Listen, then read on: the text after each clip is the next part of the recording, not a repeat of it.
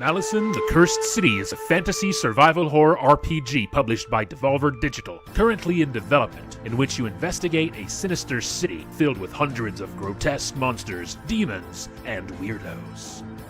It focuses on exploration and atmosphere. Its main influences are both classic Western RPGs like Baldur's Gate, Japanese RPGs like Final Fantasy, as well as survival horror games such as the Resident Evil and Silent Hill series. As you sneak through the city, you encounter all sorts of strange characters, many of which you can speak to, trade with, recruit to your cause, steal from, or even attack if you so choose. You can approach this game in a million ways. It's up to you how you plan to survive.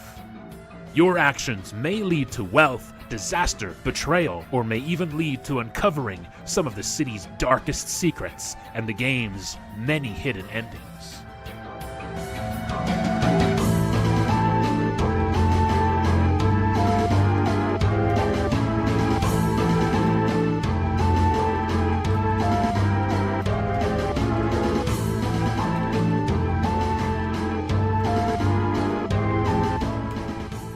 The main character is no powerful hero. You awaken in the city transformed into a weak, frail goblin, and may need to rely on desperate measures for your survival. You will likely need help from other survivors you meet, and it is up to you to decide who you trust and recruit to your cause.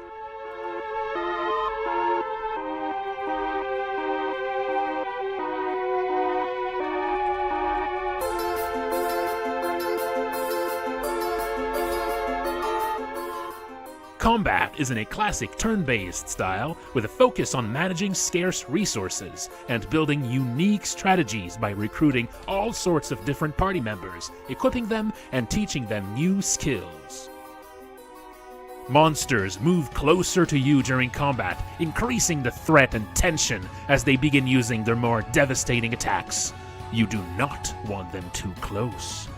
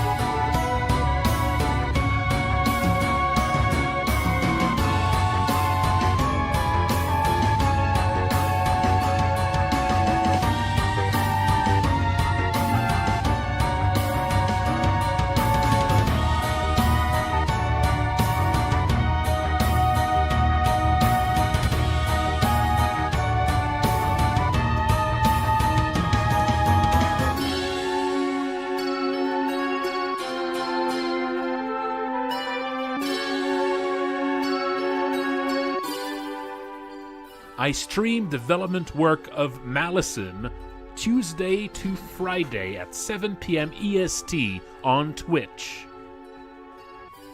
I also have new development update streams on Sunday nights at 8 p.m. EST.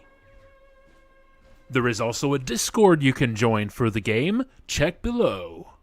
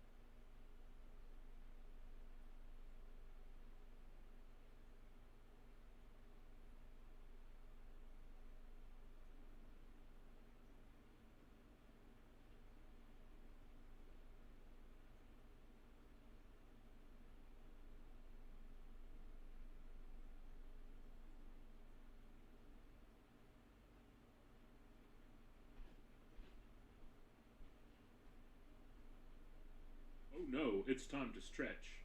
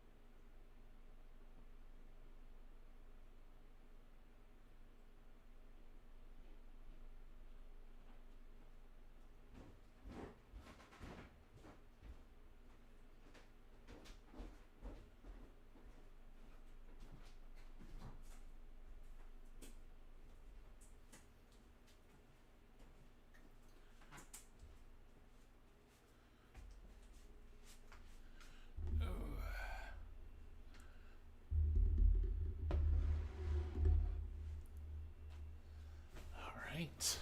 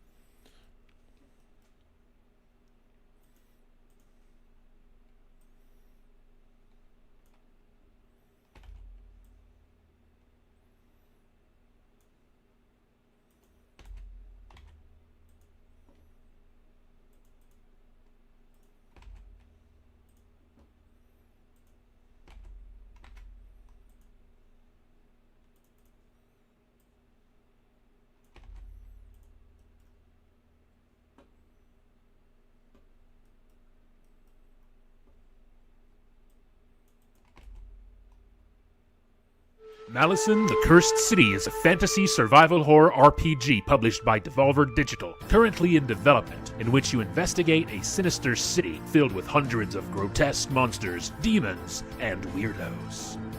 It focuses on exploration and atmosphere. Its main influences are both classic Western RPGs like Baldur's Gate, Japanese RPGs like Final Fantasy, as well as survival horror games such as the Resident Evil and Silent Hill series. As you sneak through the city, you encounter all sorts of strange characters, many of which you can speak to, trade with, recruit to your cause, steal from, or even attack if you so choose. You can approach this game in a million ways. It's up to you how you plan to survive. Your actions may lead to wealth, disaster, betrayal, or may even lead to uncovering some of the city's darkest secrets and the game's many hidden endings.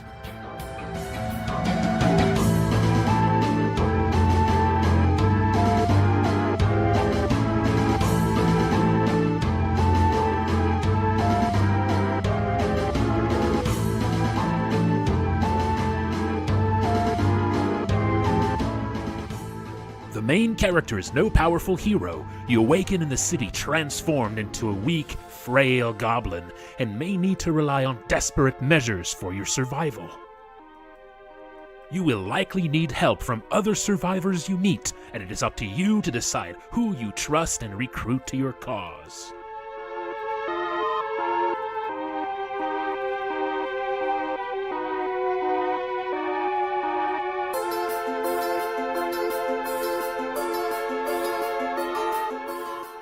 Combat is in a classic turn-based style with a focus on managing scarce resources and building unique strategies by recruiting all sorts of different party members, equipping them, and teaching them new skills. Monsters move closer to you during combat, increasing the threat and tension as they begin using their more devastating attacks. You do not want them too close.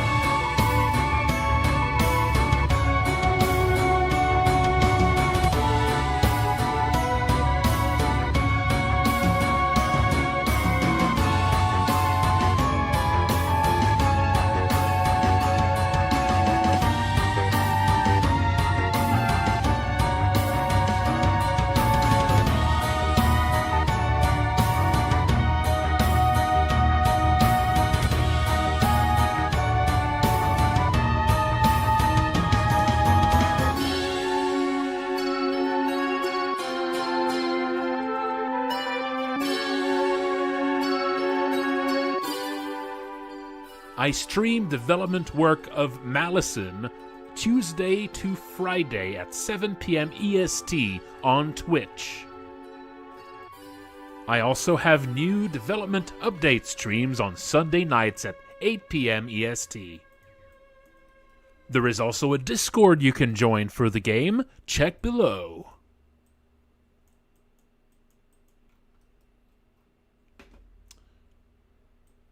Alright. Okay. Hello, everybody. Let's continue some more work on that 1.6 update. Still have a few...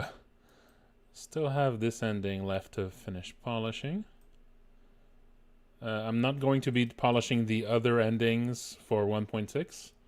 Only gonna have time to finish polishing this one. There's some other assets on the roof that I want to polish too.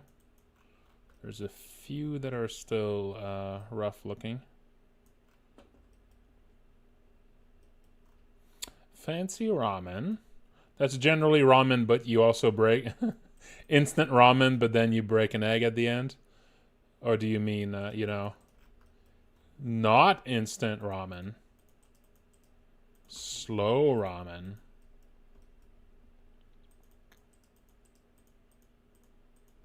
Hey, Anton.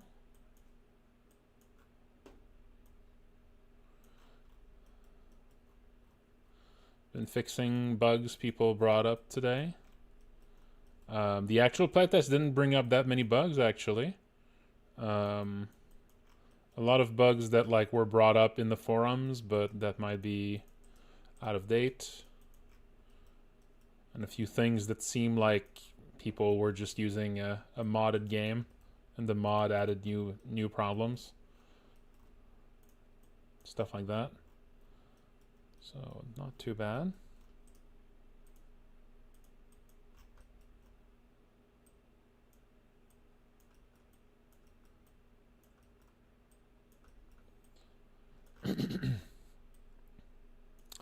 I've also done some extra polish on the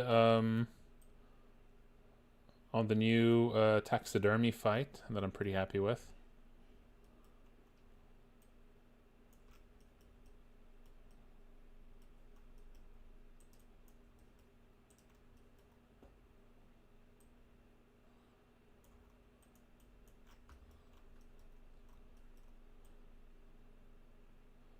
Yeah, it's fun to use a instant ramen packet as just a base and then add to it.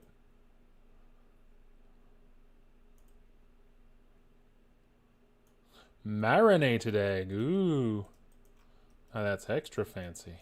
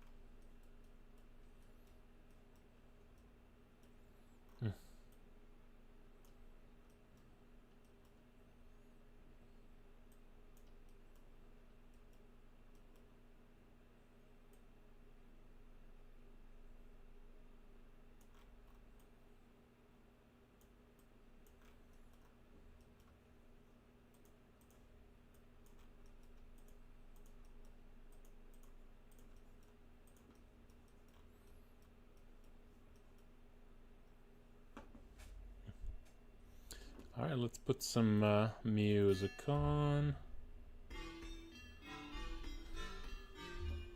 So it's gonna be pretty chill today. I might do a little bit of battle animations, actually.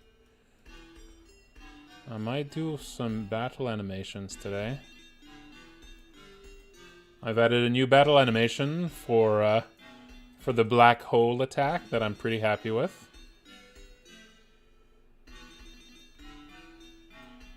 Even made a special sound effect for it and all. Really kicks up that battle. Really kicks that taxidermy battle up a notch to have a unique animation for that attack. Also made the black hole attack a bit nastier too. Just a little bit nastier.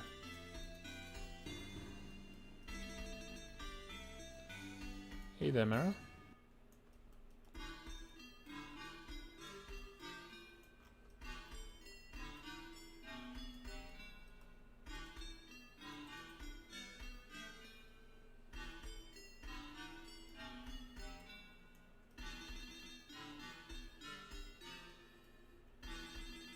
Oh no, I just made it nastier, so it was not different when you played it.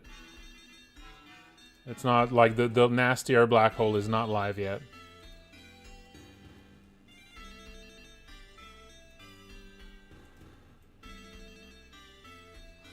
I added a flat. So right now, so black hole used to just do 30% 30% HP to everyone, right?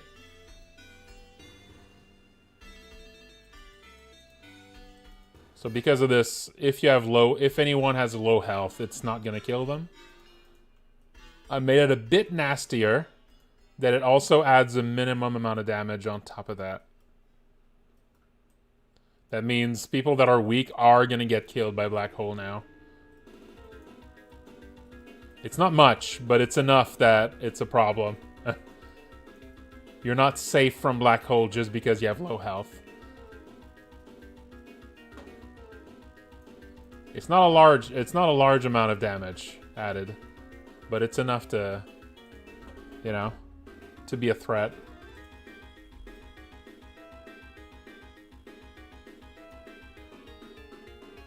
Yeah. That fight really piles on the status effects. Having status resistances really help in that one.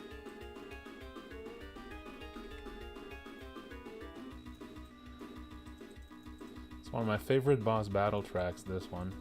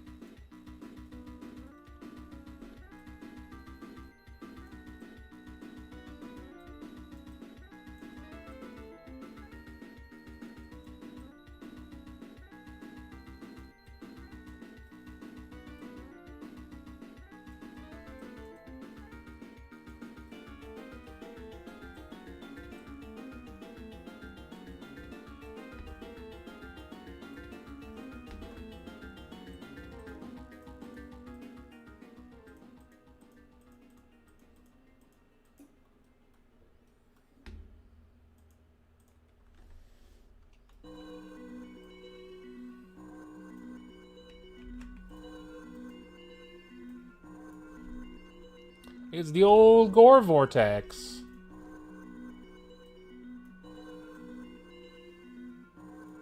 It's the old Gore Vortex. Ah.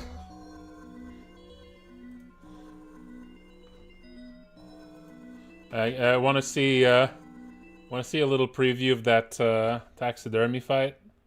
Just made a lot of fun little improvements to it. Although, yeah, there you go.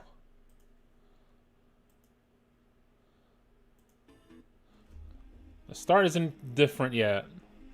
The start is the same. That if you played the beta, you've seen how the start goes.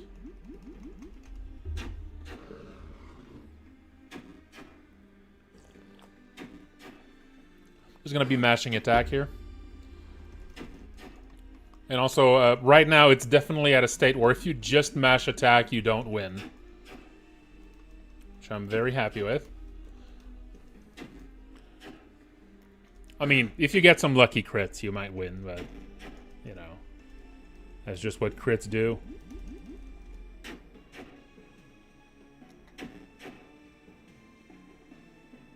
So this doesn't show the proper background for it.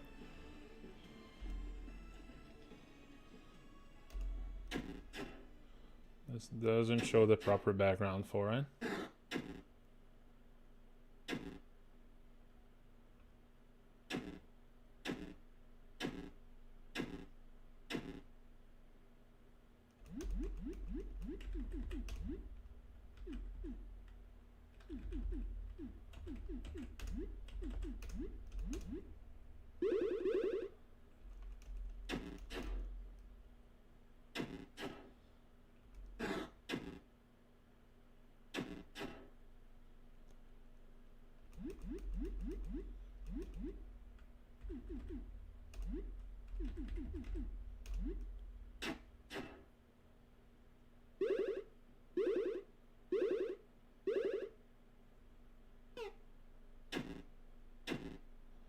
Whip attack.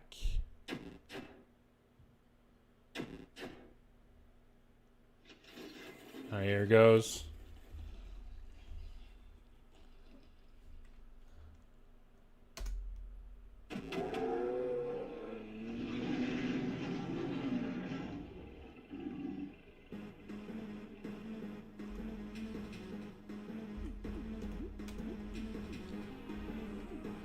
Now the middle head splits open to warn you that the black hole is coming.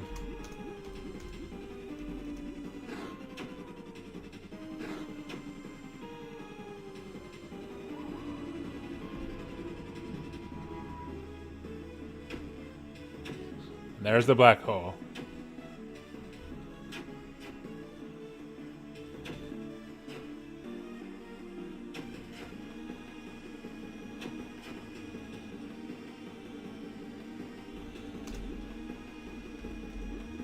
They're always doing this.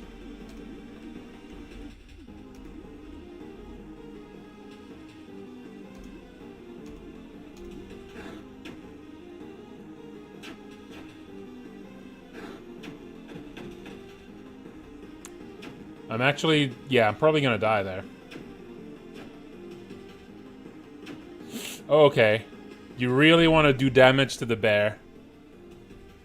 Now, there's the the really nasty part of this fight is anyone who dies, anyone who's dead at the end of the turn, gets puppeted. And you cannot revive them anymore. Now they turn on you. It's really bad.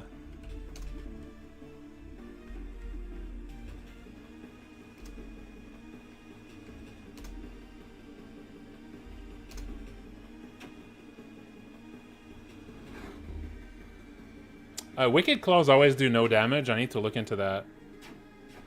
I think something's bugged about it.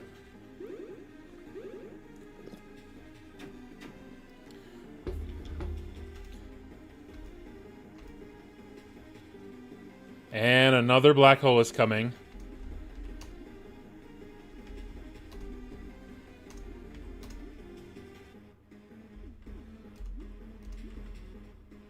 Oh. LA was, okay, one's down.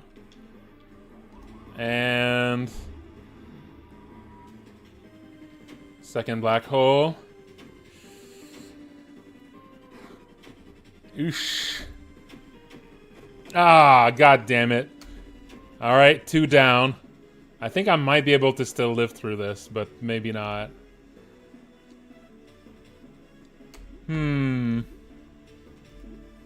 That's pretty bad.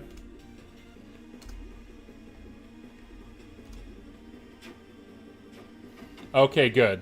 Good. Alright. I win this one. But yeah, it was, you know... I'm probably winning it. I'm gonna need to keep healing, though.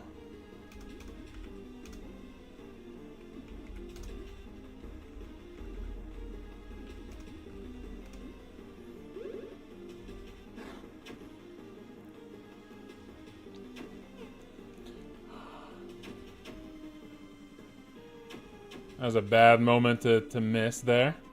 Oof. Okay, that's bad. I thought maybe I would be winning, but that missed attack was a bad timing. That was a bad miss. Been using a lot of... Ooh, that might actually kill me. Ooh, no, okay. So see, the extra flat amount that it does is bad, but it's really only dangerous if, like, you're really close to death.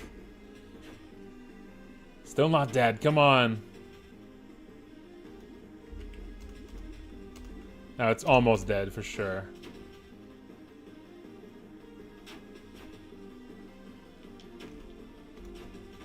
Okay, there we go. So yeah. Way tougher now. And that's a real ass fight now. That is a real ass fight now. I'm very happy with it. Very happy. Now it feels like a proper, like, super boss style fight.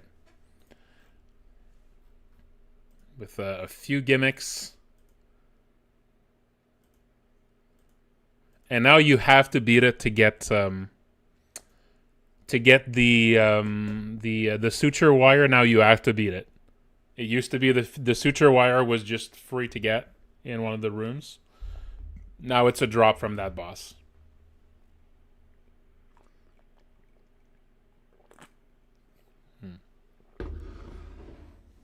Yeah, I'm very happy with that. But yeah, it is pretty nasty now. The biggest threat is actually the bear head. I mean, the black hole from the moose head is really bad. But it's unlikely to kill someone instantly. The bear head's bear hug is really, really bad.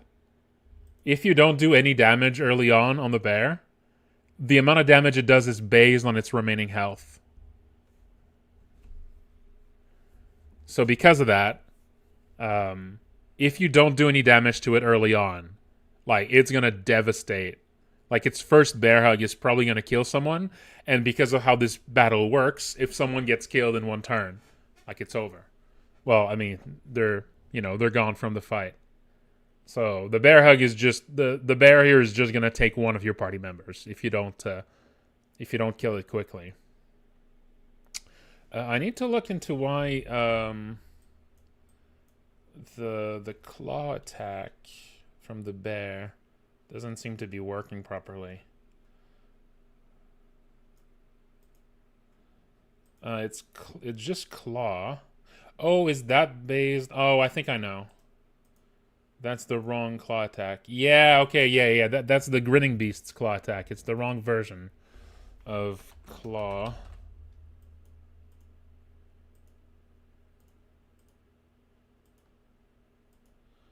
I need to make a new claw attack here.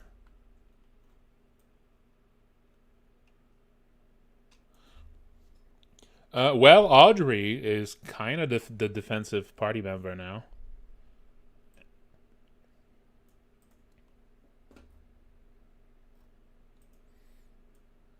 I would say Audrey. And I mean, Pepino has kind of like you kind of have to choose what you want to focus on with Pepino. He has a lot of HP, but he also has a belt that turns some of his HP into extra attack power. But he also has a move that scales over his HP, Bear Hug. So depending on what you want to focus on with him. Okay, so I'm going to do Bear Claw.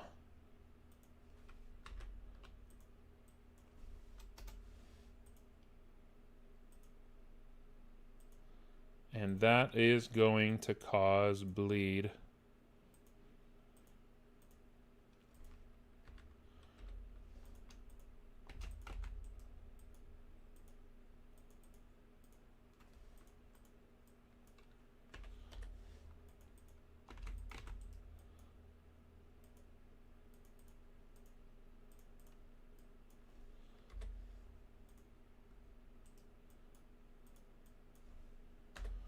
Yeah, 80% bleed, 1. Okay.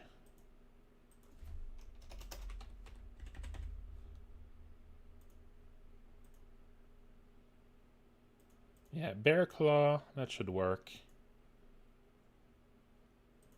And that's going to be what he uses instead of Claw.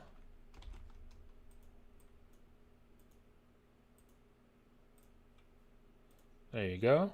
That's going to be pretty nasty. He also does a regular attack sometimes.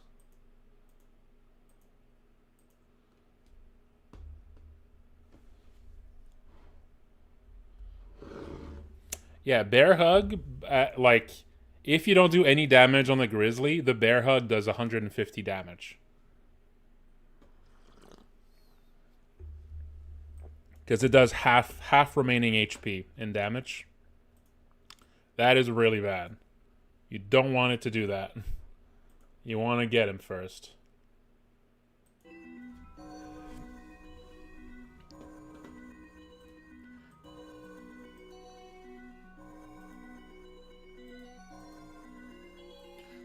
And the Rhinoceros has stunning attacks. Those are pretty bad. And the Moose has big damage. And of course, there's also the Crocodile and the Sailfish, but those are hard mode only. Those are gonna be hard mode only.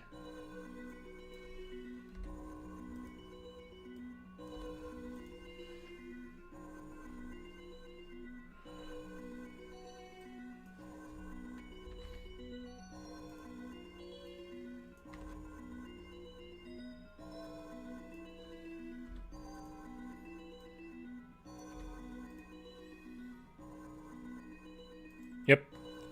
Those are hard mode only.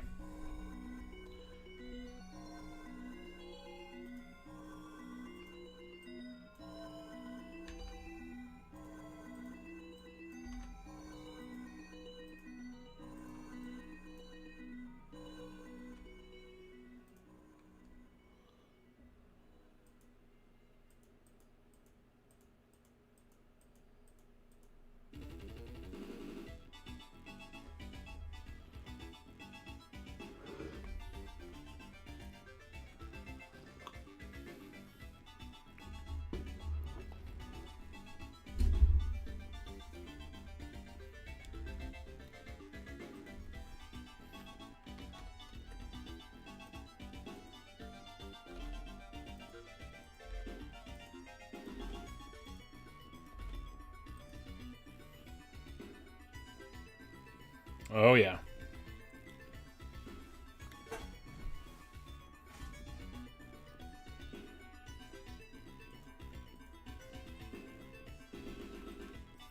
Oh, yes, another one is the elevator.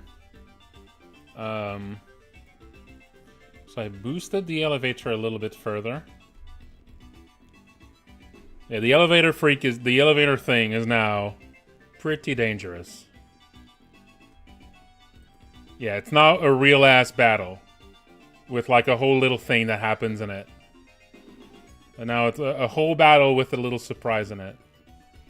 And I'm pretty happy with.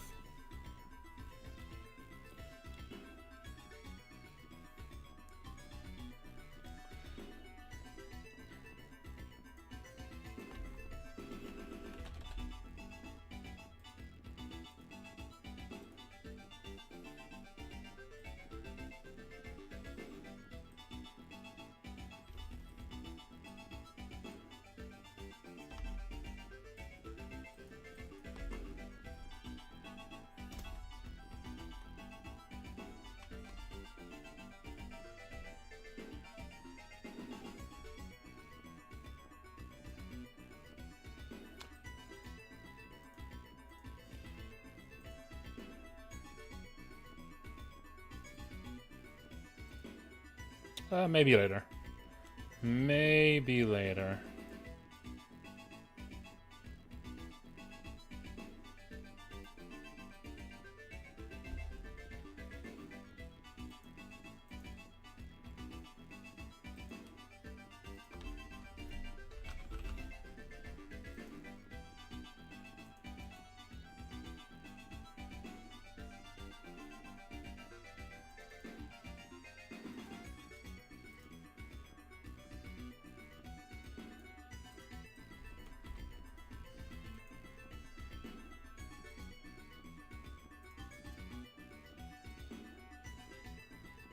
Alright, alright. I do have some other things I want to do.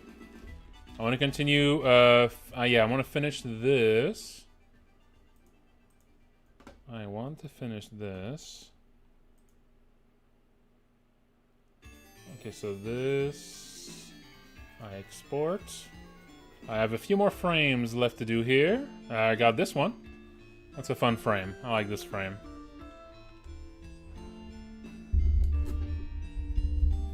Yeah, having a brewski. Having a brewski with the lads. Having a brewski with the lads. Sometimes that's what you want. You just want a brewski with the lads.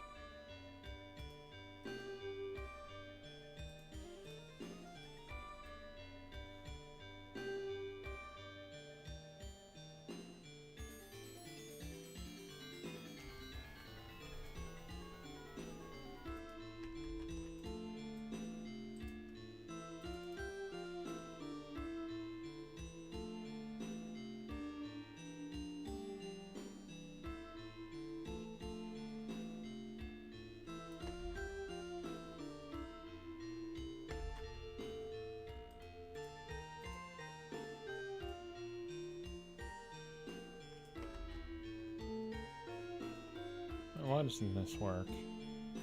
Oh.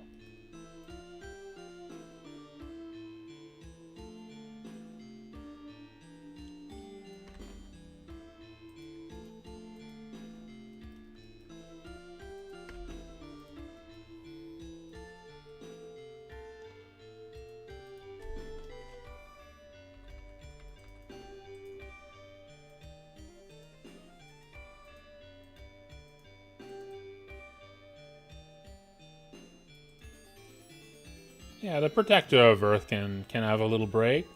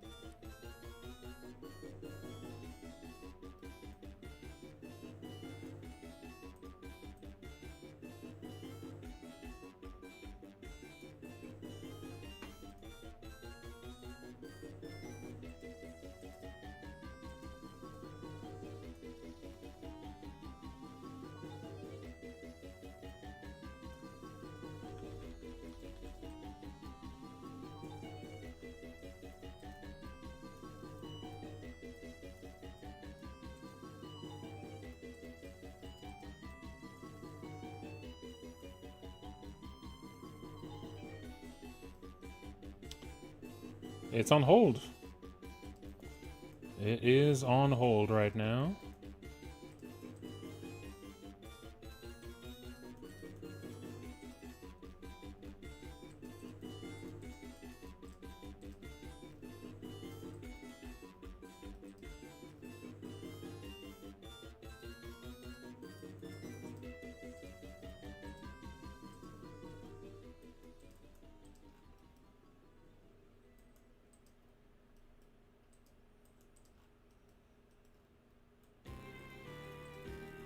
Ooh, there it is. That big baddie.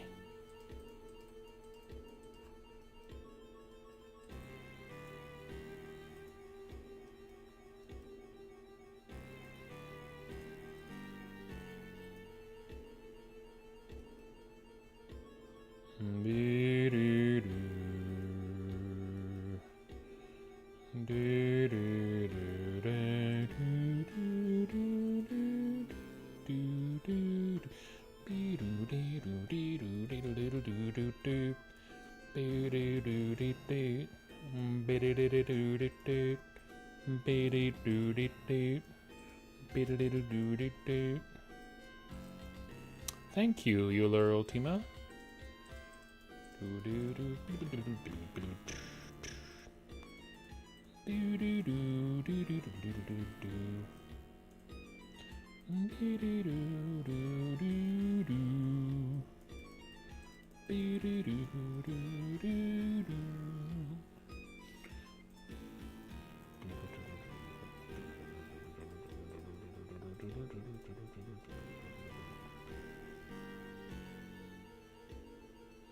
Yeah?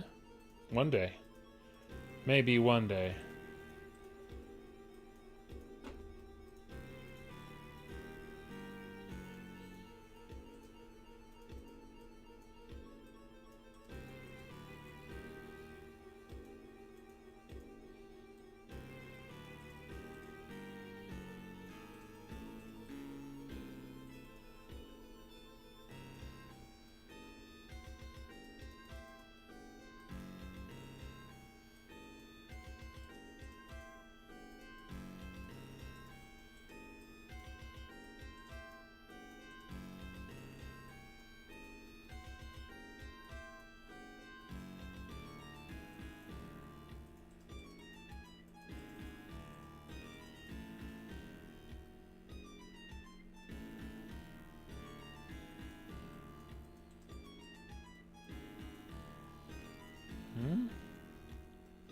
I don't usually stream on weekends. I just occasionally do. But I was working on getting the build ready for the playtest, so I just focused on that.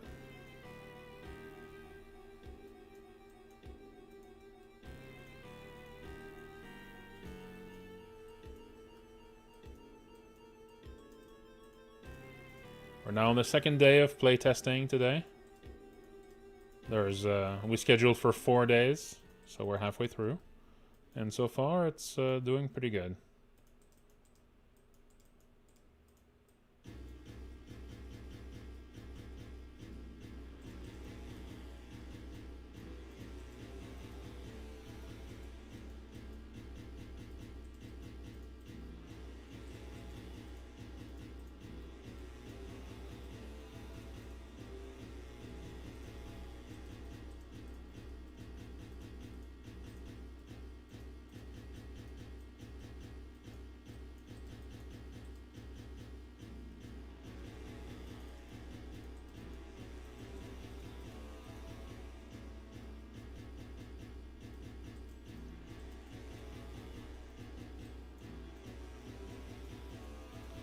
Yeah, I was planning on playing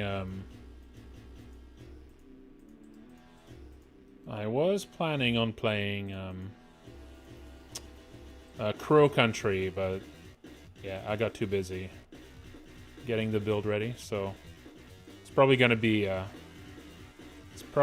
next Sunday.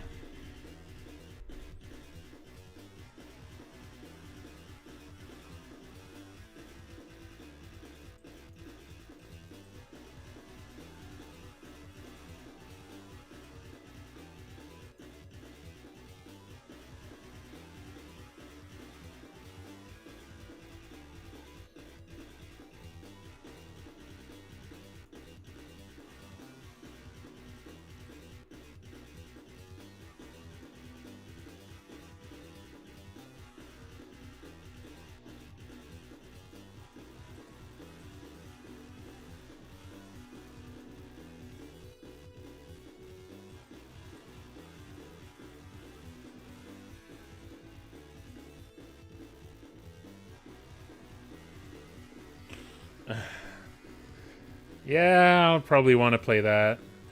I mean, I might play that. I might play that on stream, but I don't know.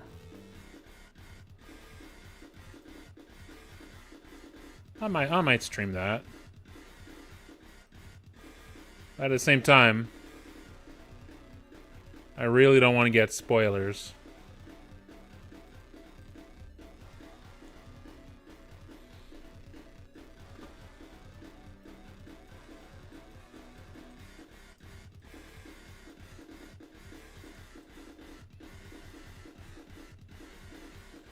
This is from a video game. This is the soundtrack to Phantasy Star 4.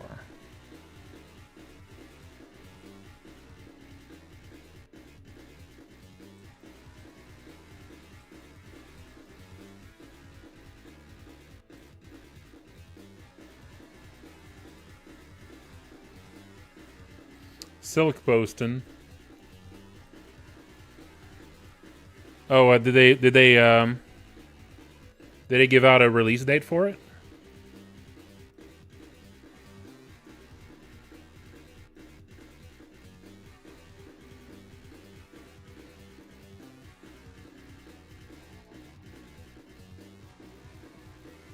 I know there was an announcement coming, right? I don't know if it was for today.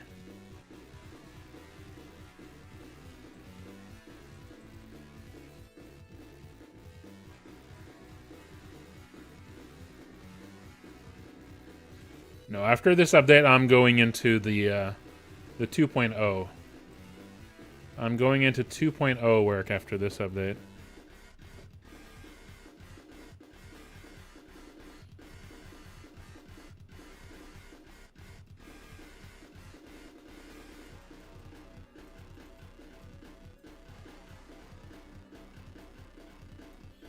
I'll be working on the hard mode editions first.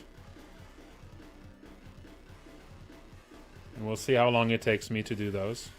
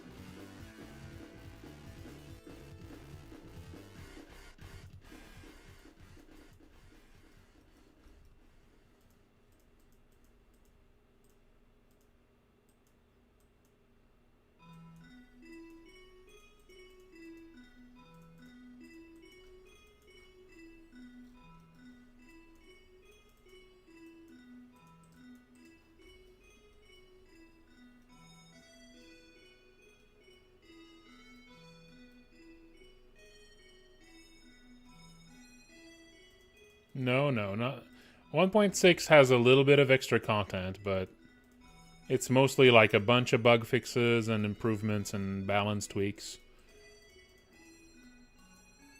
Like a lot of old art assets get updated.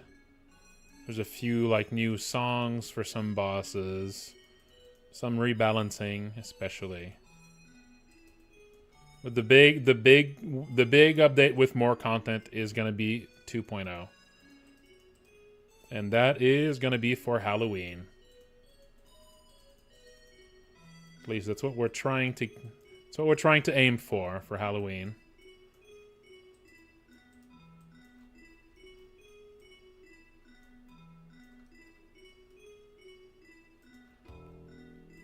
That is still a possibility.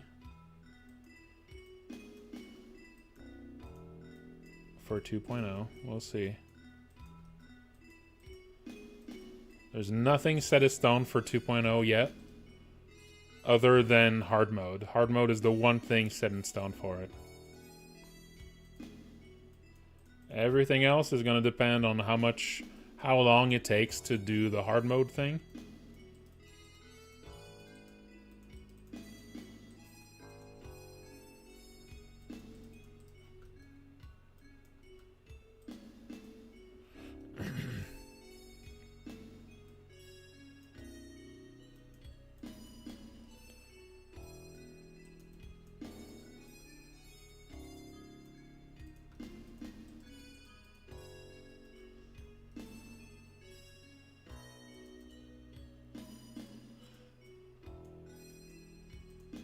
I hope everyone here heard the good news about Lyle, right? You all heard the good news about Lyle, right? Especially if you really like Lyle. I feel like you should hear about this. I feel like you should hear about this, especially if you really like Lyle. If you have any friends that really like Lyle, they should also all hear about this.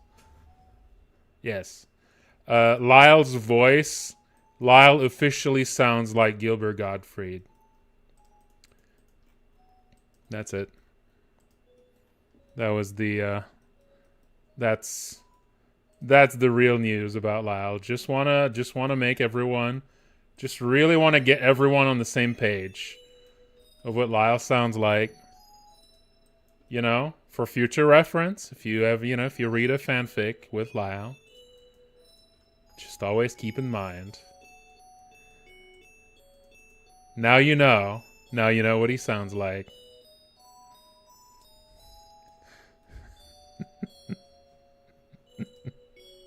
Now you know.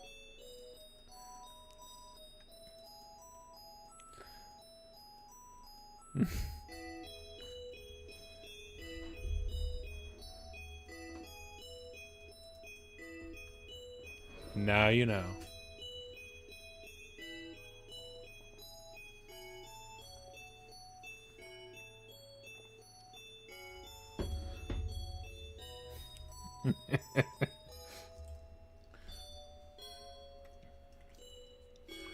I just wanted to, Yeah.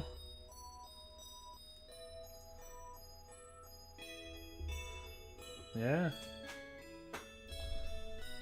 no, it's time to stretch. That's a bit early for a stretch. That's a bit early for that. Yeah, I don't think that's the right timing. I'll wait a little bit.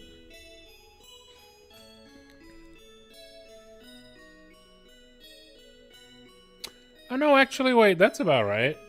I'm seeing here. I mean, it's a bit early, but not by much. Been streaming for about an hour. Alright. Let's do it then. Time to stretch, folks. Oh, yeah.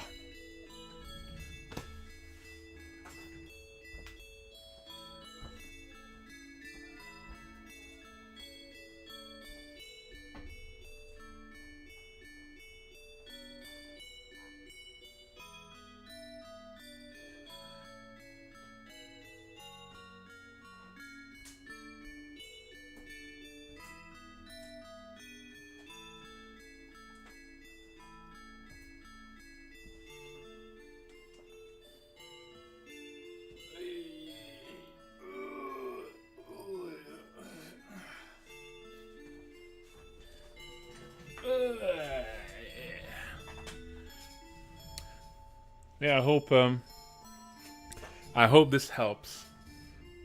I hope this helps.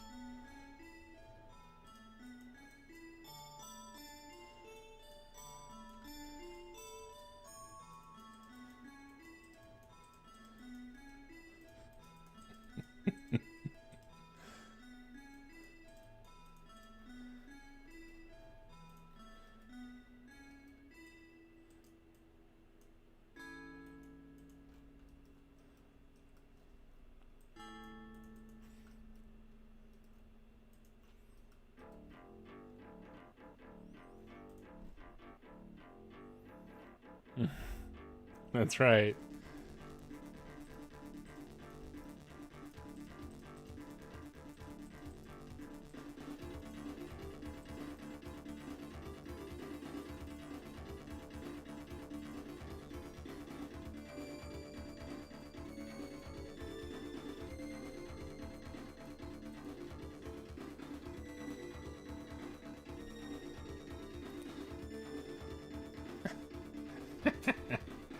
I'm shy.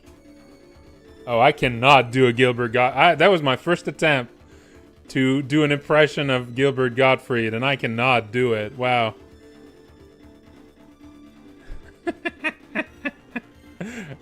I'm shy. I cannot. I have the wrong voice. I cannot do it. That does not work. That's not even close. Maybe if I practiced.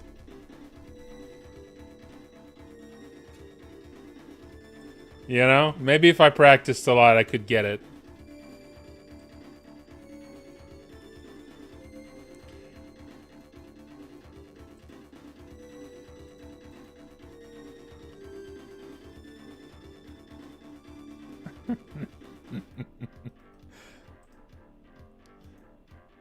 Yeah?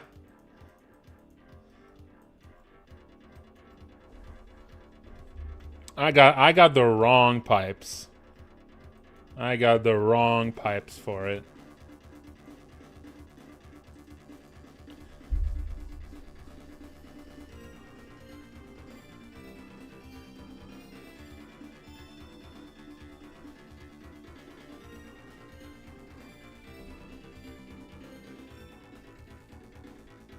No, thank you.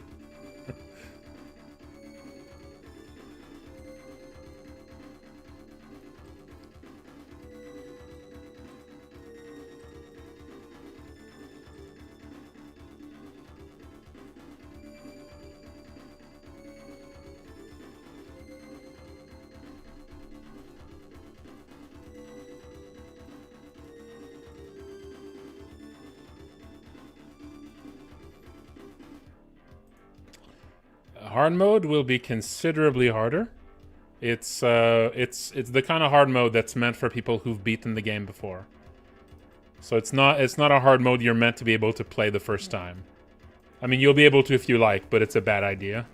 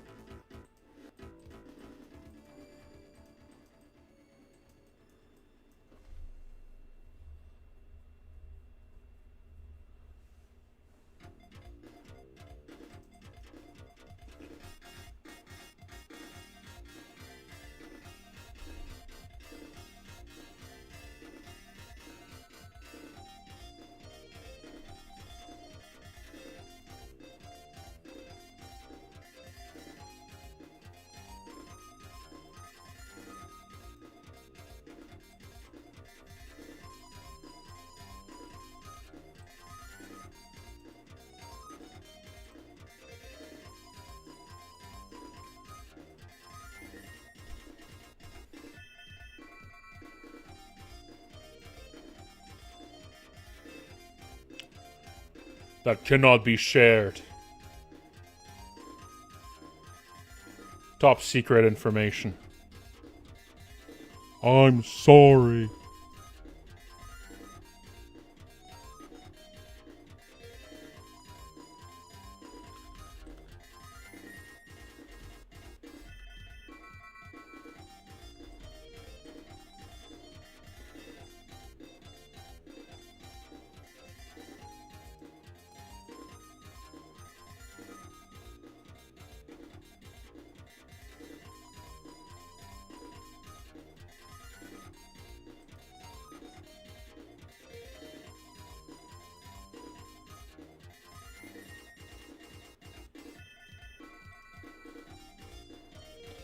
Alright, what do I put on? Because this is the end of that soundtrack. I mean, I just started towards the end. Let's see.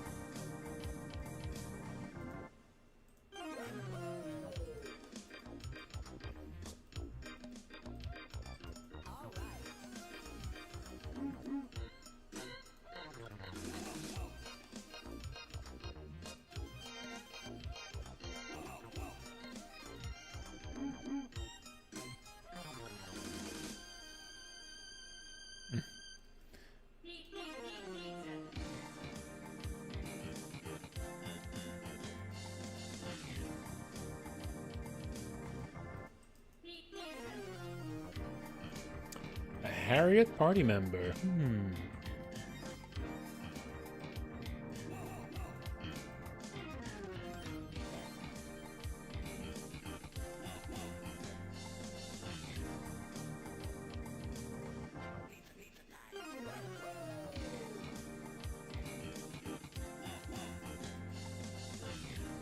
I feel like if Harriet was a party member, you could not take Sophie at the same time.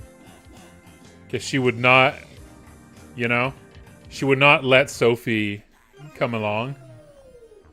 You know? It would be the opposite of Zeri and Monty.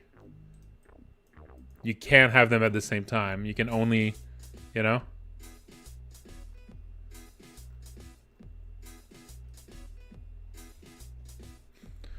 Or Sophie would follow like in a disguise.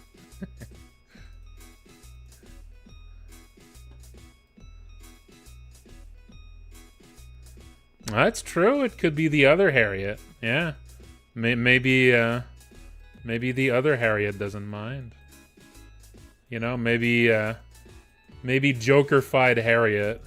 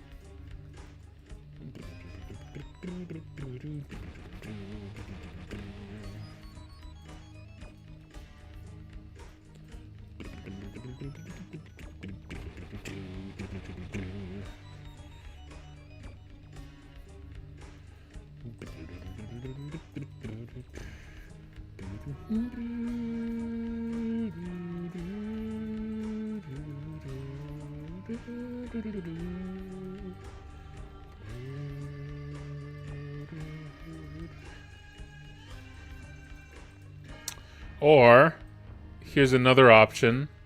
Might be a little silly. Might be a little silly and might not really be in character.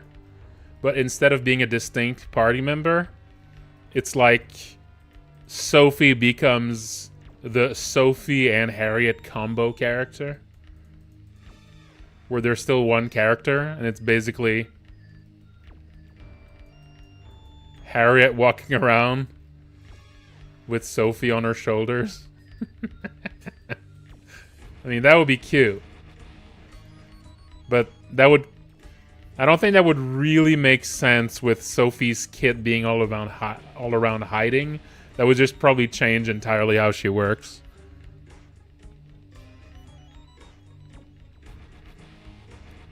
Yeah. Well, that wouldn't... yeah, that would be a little... Yeah, it would probably just change completely how Sophie works. And I don't think that's very satisfying as an upgrade. Like, you want something that still has some things in common with the original. Yeah, maybe. Yeah, Sophie just comes in.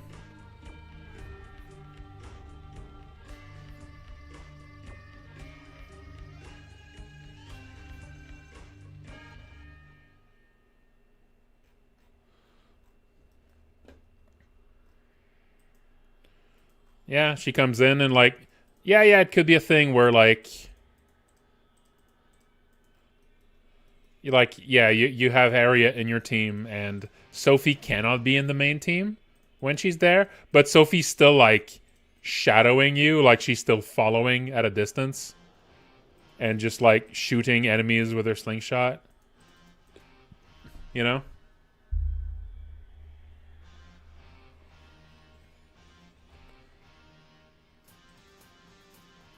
So she's always outside of the fight, but just kind of, you know?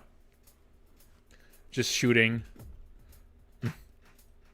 But yeah. There could be other ways to make it work too. Yeah, there could be like ways for Harriet to be more involved in the exploration, without necessarily her joining your party directly.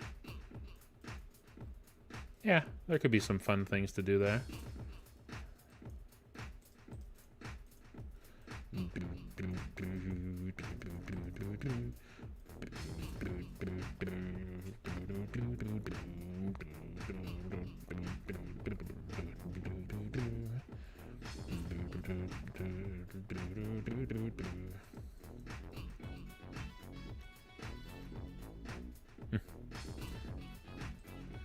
I'm not promising anything. Like I said, everything for 2.0.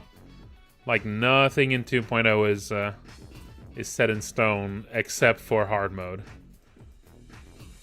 There's just a lot we want to do, and we know we're not going to have time to do all of it, so we can't make any promises about any single bit of content for hard mode, for 2.0.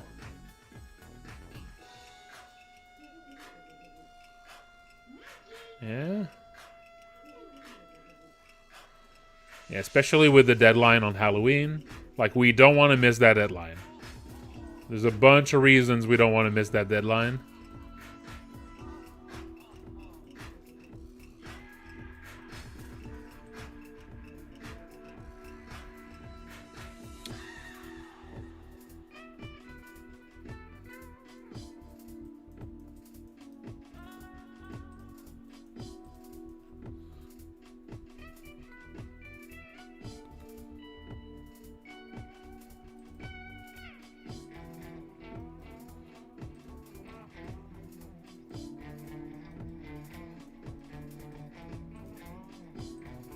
I mean, one of the things that are potentially like on the docket for 2.0 is to add quests for each character. Like each person that joins your party has now something that they want you to do or something to do with them as you explore. Just because that's always just really fun. When having a character in your party doesn't just add to what your party can do, but also adds like a new task for you. I always really like that, especially if it results in some sort of change with the character. If it like grows the character in some way to do it. That's always really fun. And that's something I always really wanted in the game, but we just didn't have time. There were too many characters and not enough time for it. But we maybe will be able to do this for 2.0. Yeah, those are always really fun. And like, I could imagine some sort of quest with Sophie and Harriet that maybe involves getting Harriet out of trouble with Sophie. And maybe as a result of that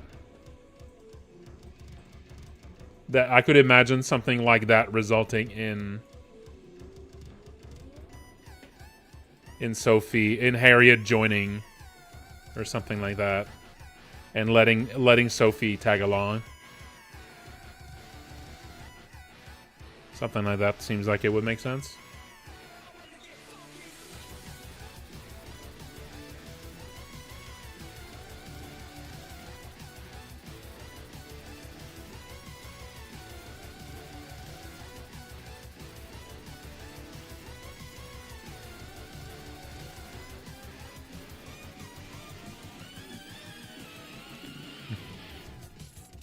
Thank you, Pumpernickel Pickle Pie.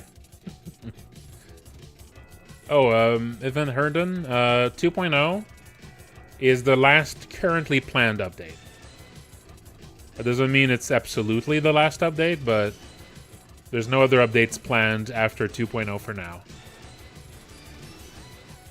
Because after 2.0, I want to go to Malison. I want to work on Malison, my main project. So I need to learn to let go a little bit. The whole point of this project was to basically get funding to be able to finish Malison, so I can't just stay on this project forever. I gotta go back. Gotta go back to Malison. Yeah, that doesn't mean I would never make another update later. Just, you know.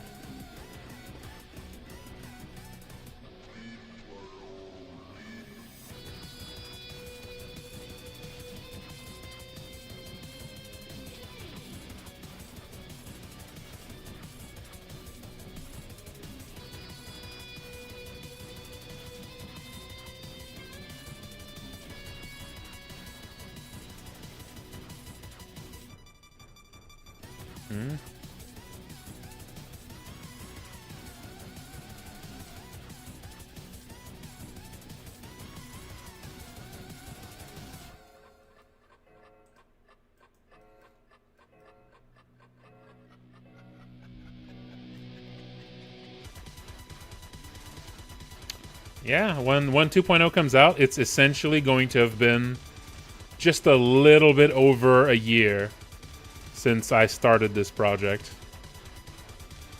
Yeah, that's pretty wild.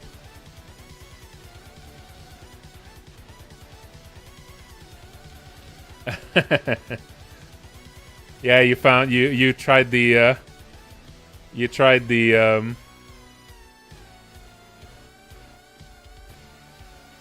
the beta, Dashington?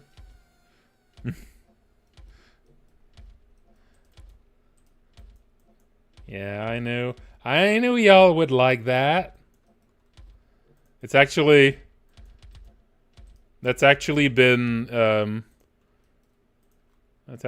in there for a while now.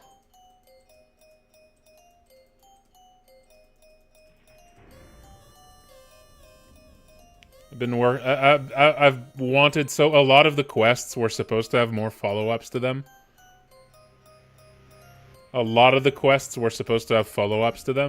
And And initially, if you remember the really old builds from before this was on Steam, there used to be an email.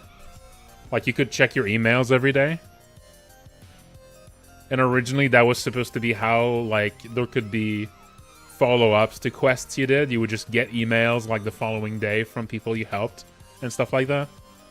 That was the idea, but that never came through. We just never ended up doing that. But that was, like, you know, that was originally the idea. And ever since we removed the email thing, we've just been... Yeah, I've been thinking about, like, different ways we could have follow-ups to various quests. Because, you know, there is a... You know, since there's, like, this day thing... Since, like, every day there's, like... There can be little changes with characters. This is also how, like... This is why Spine also has some follow-ups, too, now.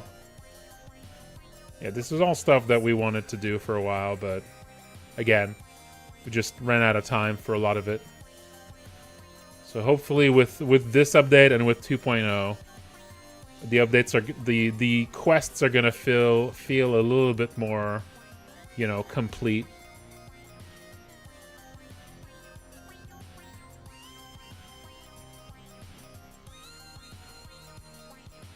The emails thing, I mean, it's not completely out of the question, but at this point, I think we kind of moved on from that idea for just having actual follow-ups if you go speak to the characters.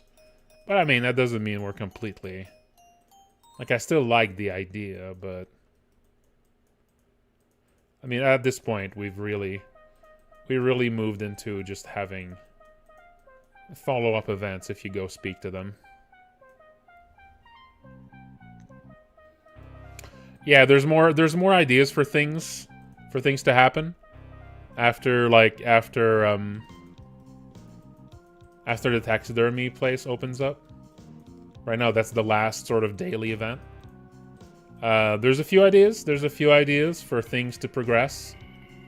Part of it is, I mean, there's one apartment that's still yet to open.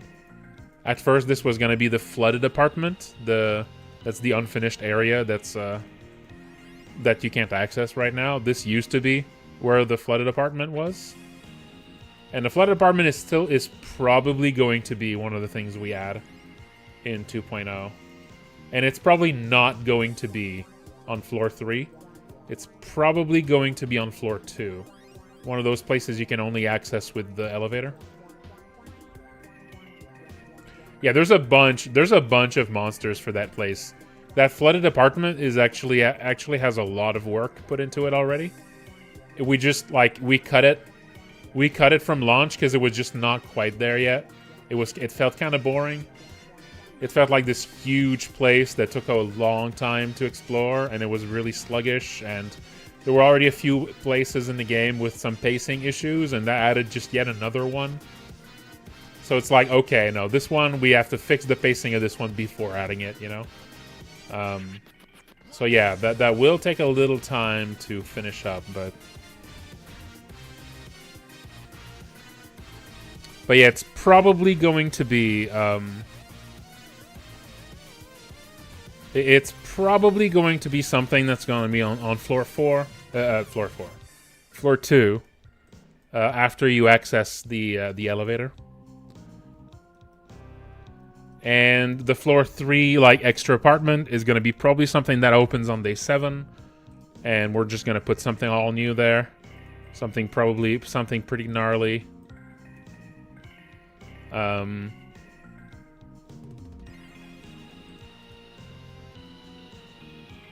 Probably something pretty gnarly there. And also, I have some other plans for things that might happen on day 8 and 9 and 10. I don't really, so it's kind of weird to add stuff really late in the days because it's like what do you put on day, like, 14, you know? Like, most people are not actually going to reach day 14. Most people are going to finish the game before that. Now, since there's going to be more content, maybe more people are going to reach the later, you know? More people might actually end up later in the game. You know, especially with the flooded apartment. The flooded apartment's huge, and it takes a while to explore. It's really big. It's like a huge maze. It might be the largest area in the game, the flooded apartment, and it's got a gimmick that forces you to limit how much of it you can explore at a time.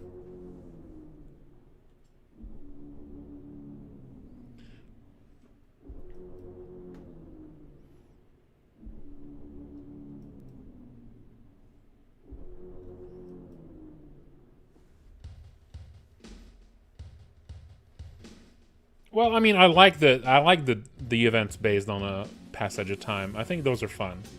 It's just that, like, as you go deeper in the 15 days, they need to be less and less like important things. Like like if something happens on day 14, it's probably gonna be. I think it's going to shift from like over time as you go to the second week.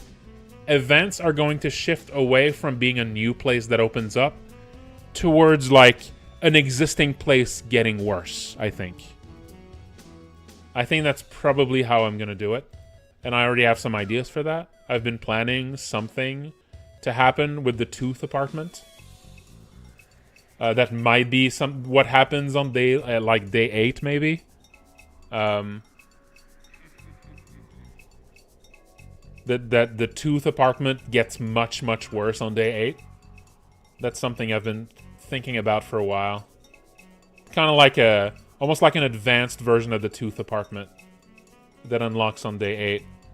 And what's fun about this is that you can do something where like what actually happens there could depend on what you did when you first explored the tooth apartment, you know? Like depending on who's still alive by the time day 8 rolls over, that could change what happens. Stuff like that could be really fun. Yeah, if you leave everyone alive, that might change what happens there a lot. Yeah. So yeah, that could be really fun. And I feel like that it feels like it makes sense that it like after a while something here gets worse. Another one I was thinking was to make I was thinking like the door itself would be very different. Not gonna go into how it would be different, but maybe that's kind of obvious.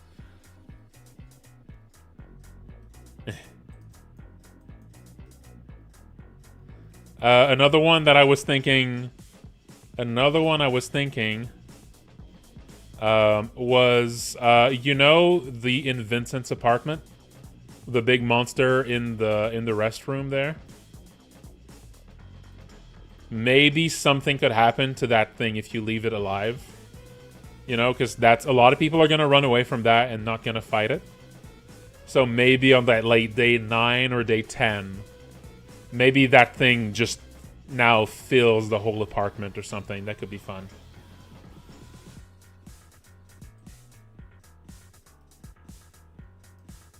Yeah, stuff like that. I feel like for stuff like in the second week, it should be more stuff like that instead of like new places opening up. It would be things changing on existing places, especially if there's ways for it to like interact with things you've already done there.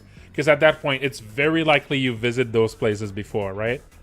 So at this point, that's like a good time for it to sort of react to things you've done. So I think stuff like that could be fun for like late. Yeah, the Gawker in Vincent's apartment. Yeah.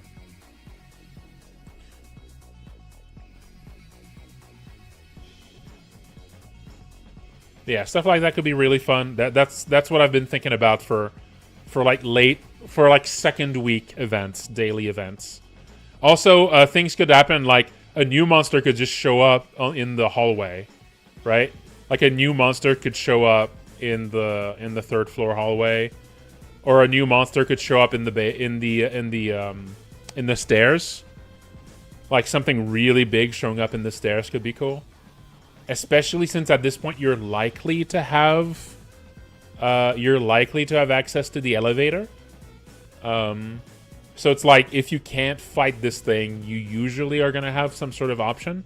But I need to be careful. Make it possible for you to avoid it if you can. Yeah, stuff like that. Yeah, that's something I've been wanting to do. Some sort of big monster attacking from the outside. That could be another like moment where it feels like the game kind of breaks its own rules. And that could be really, really cool, right? Just a really sudden moment of, I'm not sure which corridor this would happen in, but yeah, some big monster like breaking through one of the walls and like reaching in trying to grab you.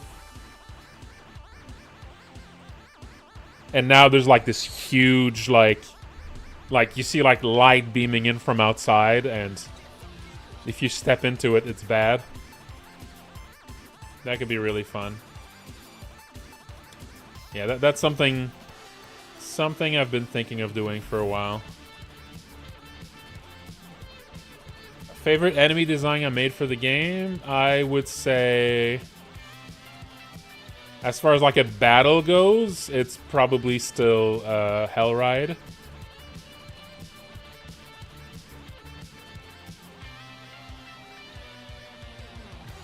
It's probably still Hellride.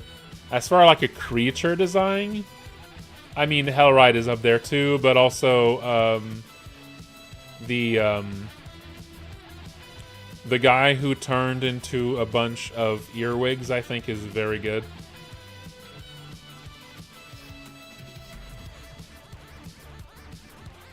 I feel like he's an underrated fella.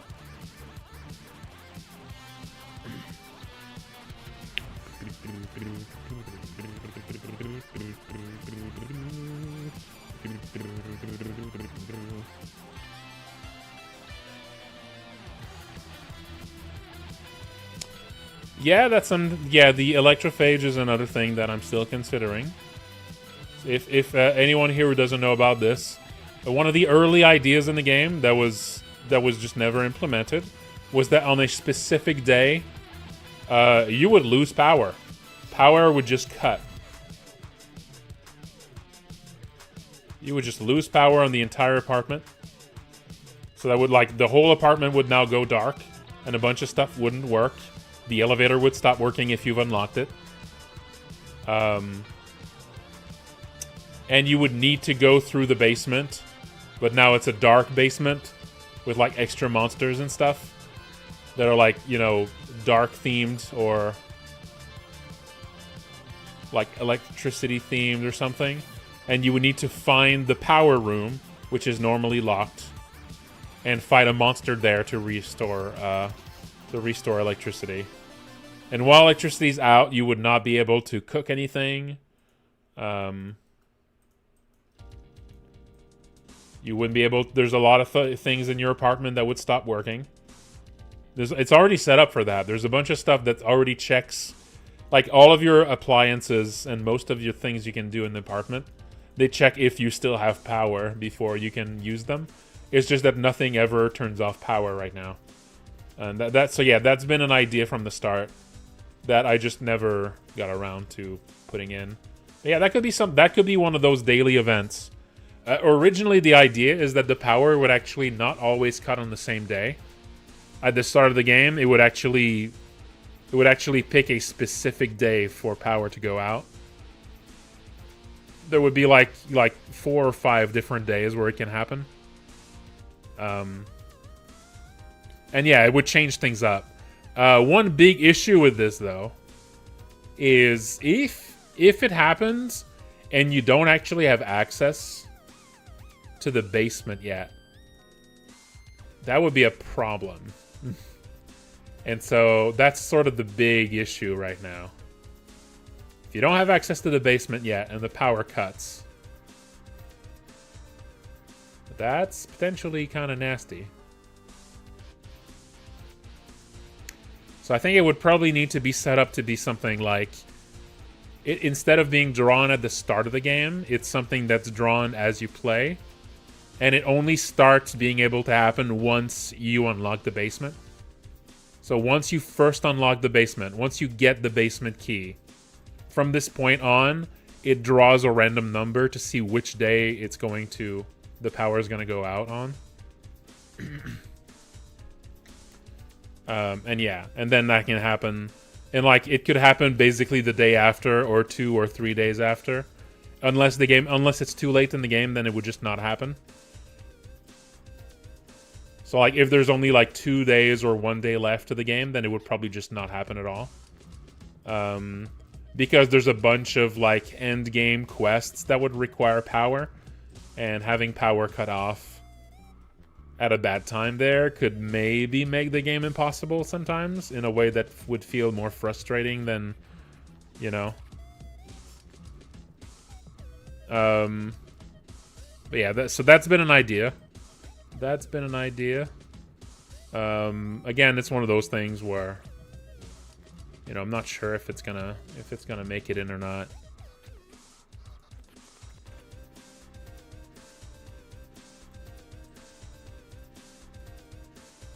It would be cool. It would be cool if that made it in.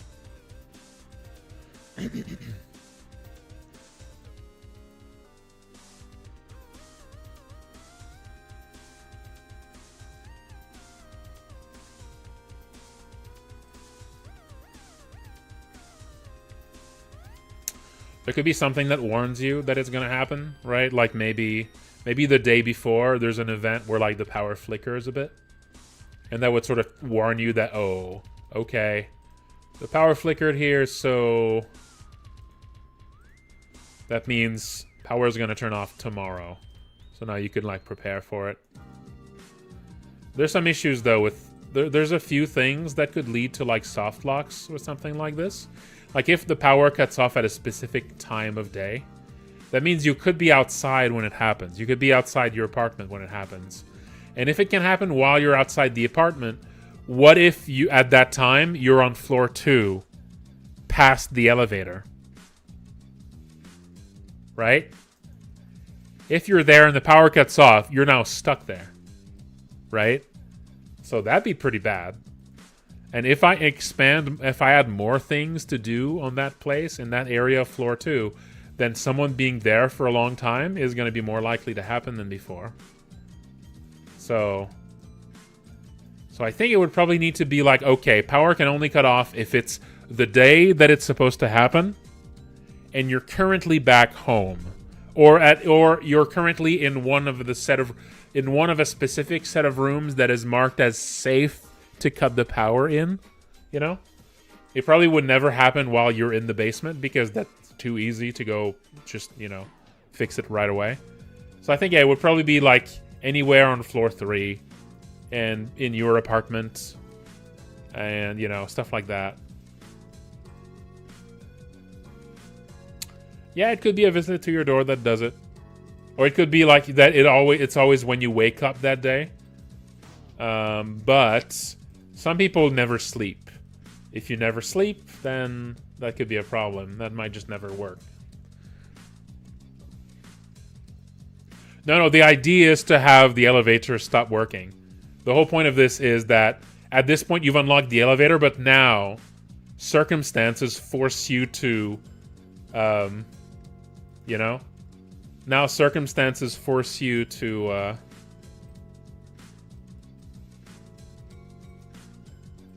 Oh, another thing that would turn off is all of the disc doors would stop working too. The disc doors are like electronic, and they would all just lock permanently.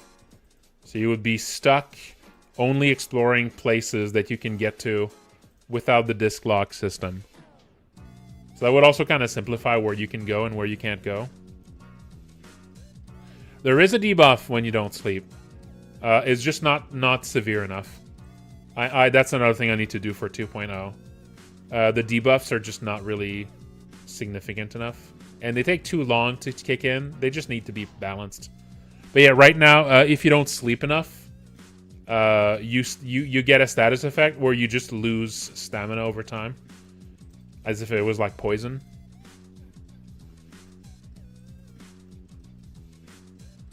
And also, if you don't eat, there's another one where you lose health. Well, I don't want to up the survival aspects too much. The survival aspects were never really meant to be a major element of the game. Well, actually, that's not true. At the very start, when I was starting this as a Game Jam game, it was meant to be more of a survival game. It just turned over time into more of a sort of exploration game, with the survival aspect being more of a secondary element. And the survival aspects in the game as it is now, they're really more there to just get you to go back home and think of your home as like an important place where you're safe and you can recover from all of these things. Basically, they're just there to sort of make your home feel like home. So this is why they're like light elements that don't penalize you too much, just enough that it feels good to to be home and relieve it. I'm probably going to make the survival aspects just a bit more prominent in 2.0. And if I do, I'm probably going to have to add some proper meters to show you your those stats. Because there's still no way to actually see what your current fatigue and everything is, other than just checking yourself in the mirror.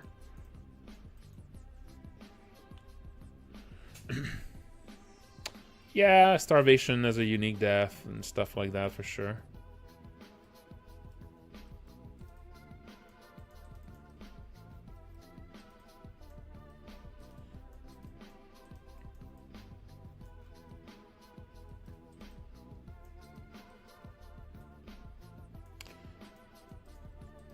Yeah, having a light source might be fun. You know, that's usually something I do in most games where there's limited vision. But right now, even when it's at the darkest, it doesn't actually limit your vision that much. But that would be more relevant to give you a flashlight or something if I do add the the power going out thing. I'm not sure how I would handle that though exactly.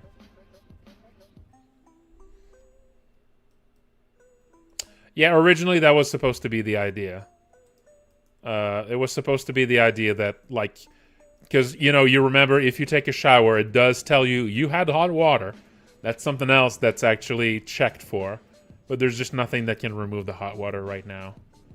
That's another thing where, like, sort of leftovers of a time when the game had more of those survival mechanics. That I kind of simplified over time because the focus just moved away from the survival mechanics.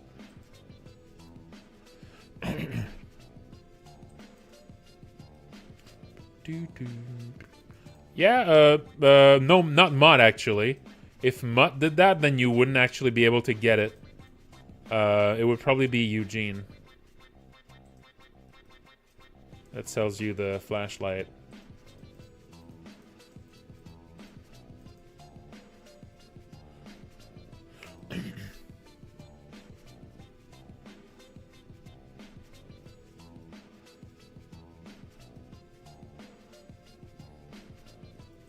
Yeah, I probably should. That's probably something I can do right now, actually. Like I said, it does check for hot water. There's just nothing that removes it for now. But yeah, it would make sense to have Placide's death remove your hot water.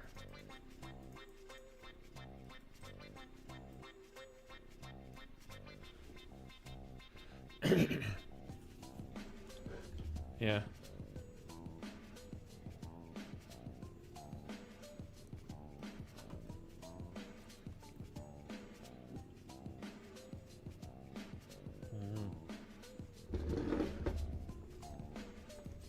Yeah, the TV right now only gives you like when you watch the TV, there's no like there isn't any actual like TV for you to watch. There isn't like news reports or anything.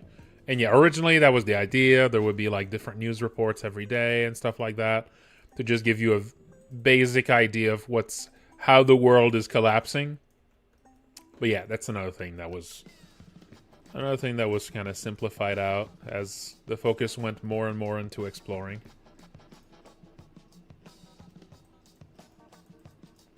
But yeah, that's all stuff that we could add to for That's all stuff we could add to for 2.0. We'll see.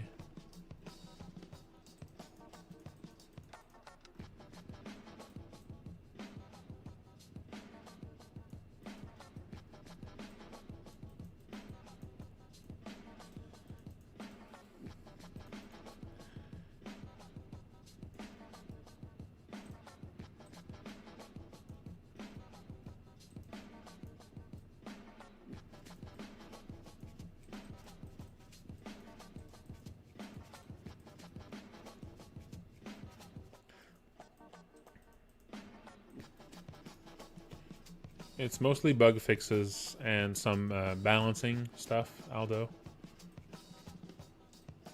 Mostly bug fixes and balancing, with bits of content here and there for people to discover.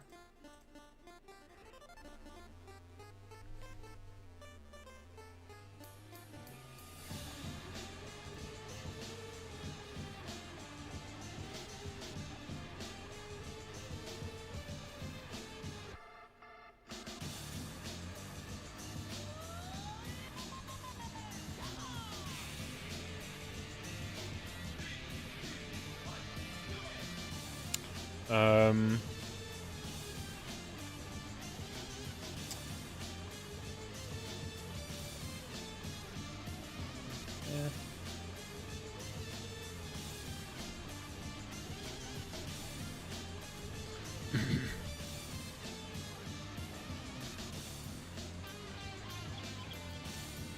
Oh yeah, I wouldn't be depicting it.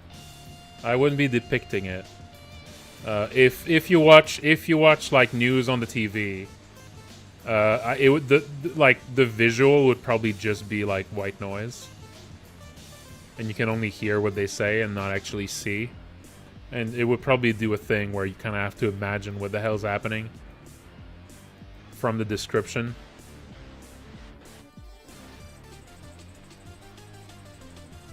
It would probably be like. It would probably be like you know, what the anchors are saying sounds more and more unhinged and bizarre. And now you just have to imagine what's actually going on, you know? That sort of thing.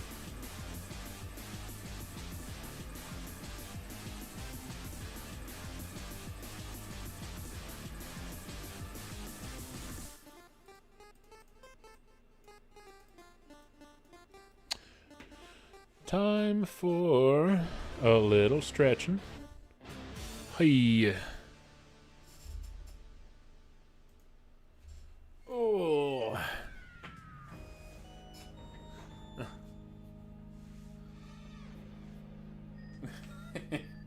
I can imagine versions of that.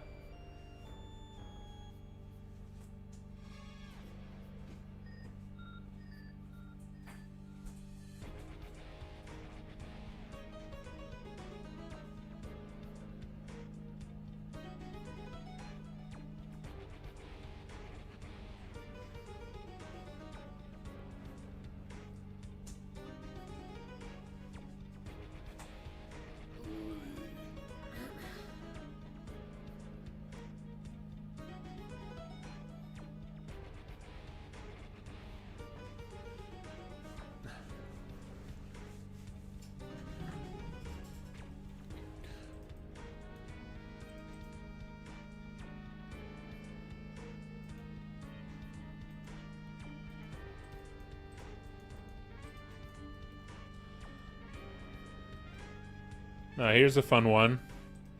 Imagine like the news anchors. Look, there's 2 news anchors, right? Every time you check the news, it's always the same 2 news anchors, and they remind you their names every day. And then one day, they never point it out, but now it's like there's only one news anchor, and its name is like a mix of their names put together.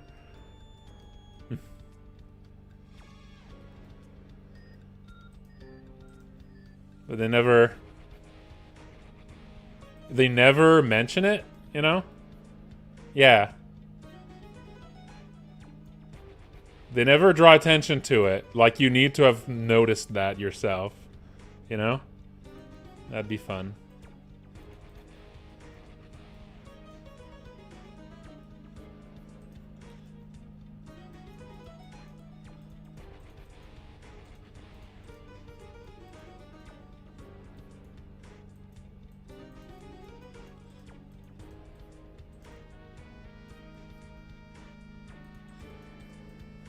Oh yeah, yeah. Maybe it does keep getting longer. Yeah, like more and more names are added to it, and maybe it describes the voice as having like this weird kind of echo. The voice is sounding less and less human every day.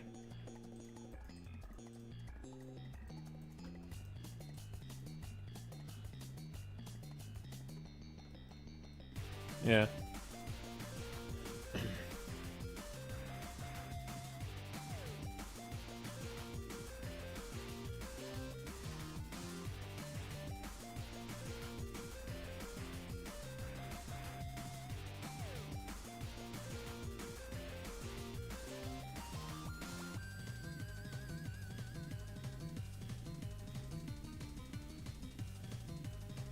Yeah, I'm not sure exactly how that would work, like watching TV. There could be some fun stuff that could be done with watching TV. Like, I mean, some ideas would be a lot of work though. But like a thing where like depending on the current day, like the current hour of the day, it would be like it could be like a different thing that's on. Not, it probably only changes like every 3 hours or something, and not every hour or anything like that, because that would be way too much stuff to write. But yeah, like different things being on depending on the hour. And it's like you would have like, if say you wanted to follow the saga of this or that show, you would need to actually check it around the same time every day.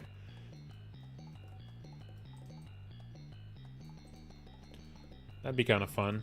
That'd be kind of a fun bit.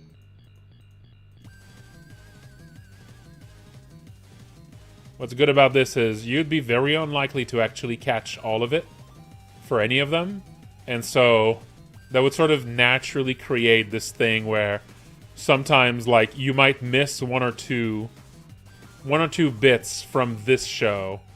And now when you get back to it, it's now unrecognizable and horrible. Right? So now you kind of have to imagine what the hell happened. I mean, that stuff is always fun. But here, it would kind of happen naturally because, yeah, you know, you wouldn't be paying attention to...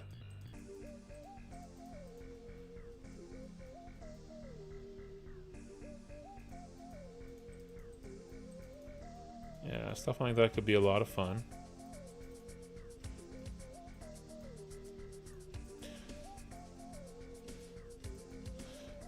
I would probably do something so one thing is that as I add like more stuff for 2.0, especially if there's more stuff to do back home, managing your time is going to be trickier and you're going to be more likely to actually run out of time and run out of days. So maybe I would make some adjustments.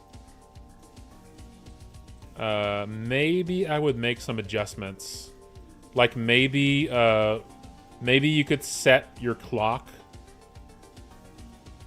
to wake up at specific times, you know? So you would be less likely to have a thing where, you know, sometimes you wake up and it's like really late. You can sometimes wake up in the afternoon in this.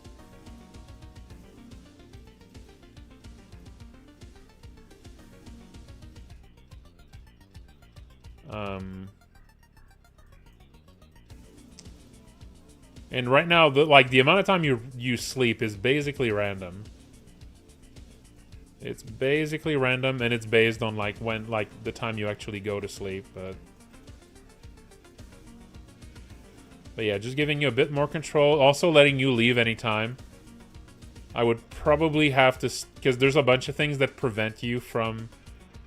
There's a bunch of things right now in the game that kind of prevent you from playing games too late. And part of that is that I just want people to sleep. I just want to coax people into sleeping so that they get the free save. And to get just in the habit of actually sleeping every day. And if people could just ignore time, they would just never sleep. And because of this, they would never get the free saves. They would, also they would be outside. That's another thing. something I always need to be careful about is that, you know, since there's changes that happen on a specific day, I need to be careful that you can't be outside when the change happens or things feel really weird. Like, there's, like, all of these things that happens daily. They're always kind of stuff that's meant to feel like, oh, it's happened a few hours ago, but you missed it because you were sleeping, right? And if you don't have to sleep on any given day, if you can just be outside, you know, like if you can enter a building, do something, and then like enter like a room, and then leave, and now like the, you know, the floor's changed, it feels kind of weird. It feels a little bit janky, so I'm still thinking a bit about what to do there to maybe improve that. Well, you have an alarm clock already. It's just you can only use it to check the time right now. But yeah, I could add a function to it where you can set your alarm clock to wake you up.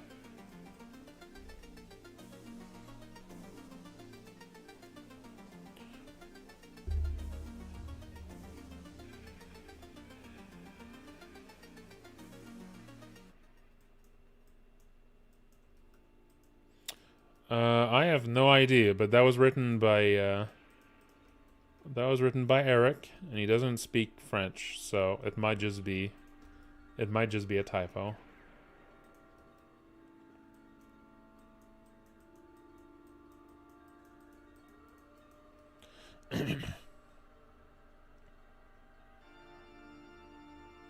Yeah, if I made it that you have like if I made it that you use an alarm clock, yeah, I would make it that, like, if you only sleep 2 hours, you don't heal as much. For sure. Right now, you always heal by the same amount because you don't actually control how long you sleep. But if you can control how long you sleep, then yeah, I need to change how sleeping heals exactly then.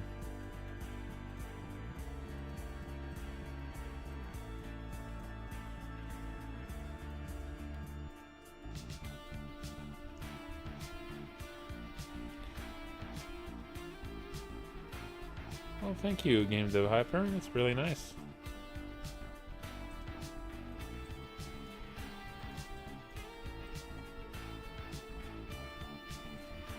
Yeah, I mean, yeah, if some variables start coming in for how well you're sleeping, then yeah, stuff like Zarian Monty could definitely affect it.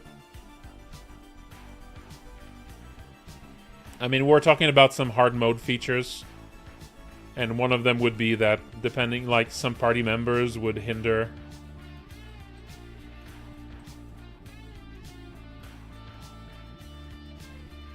your sleep or some other features.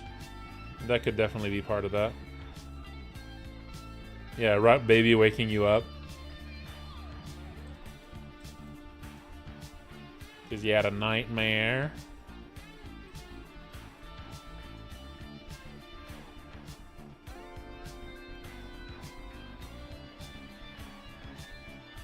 Yeah.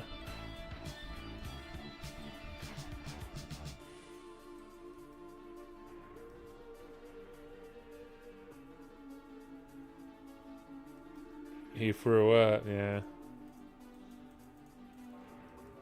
But stuff like this would probably be hard mode only, I think. I don't want your party members to severely hinder stuff too much for normal mode. It would be more of a hard mode thing. If Zarya and Monty like hurt your sleep, it would probably be a hard mode thing.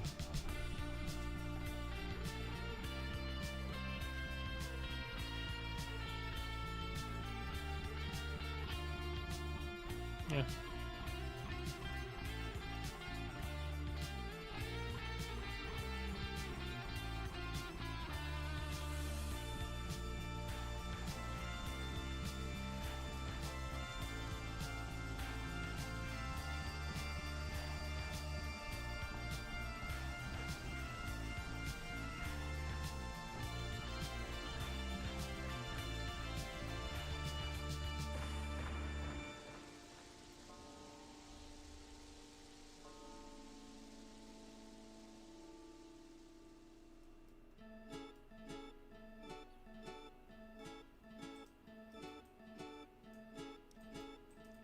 Yeah. But like I said, I am always a little worried that upping the survival elements could kind of become a bit too much of a distraction from the game's exploration. You know, I wanted to remain mainly about exploring, with the survival stuff just being a secondary thing. I don't want to risk toppling to changing that balance too much.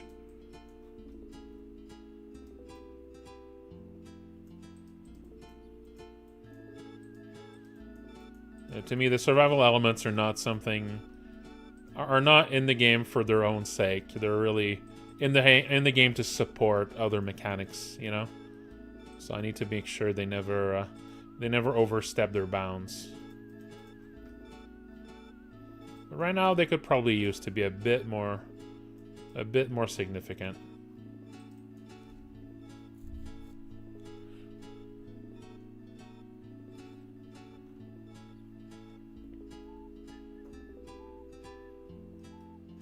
Yeah, having some visual changes to your apartment based on who's in there would be really fun.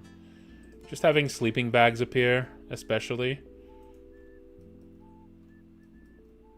to just kind of show that more people are living there would be good.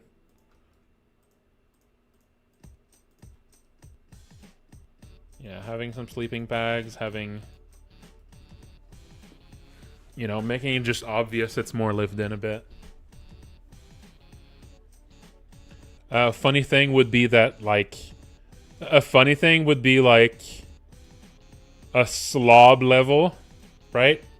Where it's like every party member, every roommate you gain have like a certain amount that they affect how clean or horrible your apartment is, right? And like some of them have, like, Papineau is a janitor, so he would clean the apartment up by being there. They all have like different levels of it, you know? So some people, if they join your apartment, it immediately just gets shitty, you know? Stuff like that. Like trash. Like, yeah, Dan appears and now there's trash all over the floor immediately. Maybe it would update after a day. Yeah. Yeah, maybe it's something that would happen overnight and not as soon as they join. That might be just a little too goofy. But then, like, Pepino joins, and now things all get cleaned up. So just to have the apartment sort of resemble the people that are in it in some way would be kind of fun. It would probably just be a visual thing. It would probably not really affect the game too much. Would probably just be a visual thing. Hey, Gianluca Benesso. I'm glad you liked it. Yeah, kid. Yeah. Toys being thrown around. Yeah, like toys just being all over the place. I'm not sure if it would be like a general level of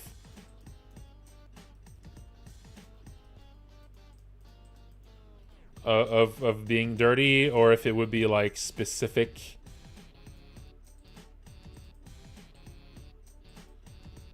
I think there would be both. I think there would be like a general level of tidiness, right? Like a general level of tidiness. And then depending on who's in there, depending on who actually is in the apartment, the visuals of exactly what is like lying around would change, right?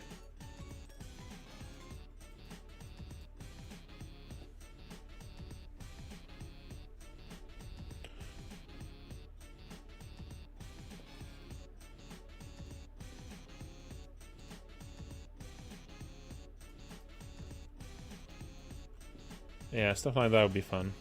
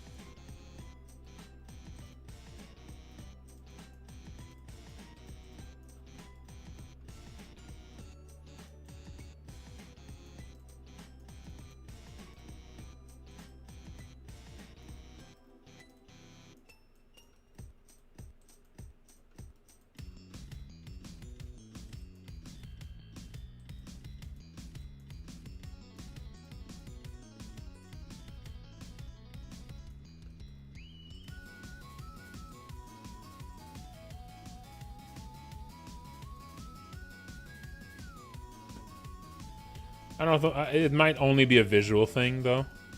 I mean, I can imagine some mechanical things. Like, you probably just lose more hygiene over time if your place is untidy. That would just make sense. But it might just be a visual thing, just to make the apartment resemble who's in it.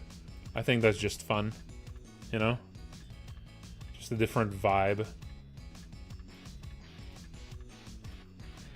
Also like the idea that, like, you know, there's a bunch of sleeping bags on the ground because there's a lot of people, but like if the apartment is like untidy, then, you know, the sleeping bags are thrown about. Well, if the apartment is tidy mode, then it will be all like just made very neatly. You know, visually that's fun. It's a fun detail. Might be cool.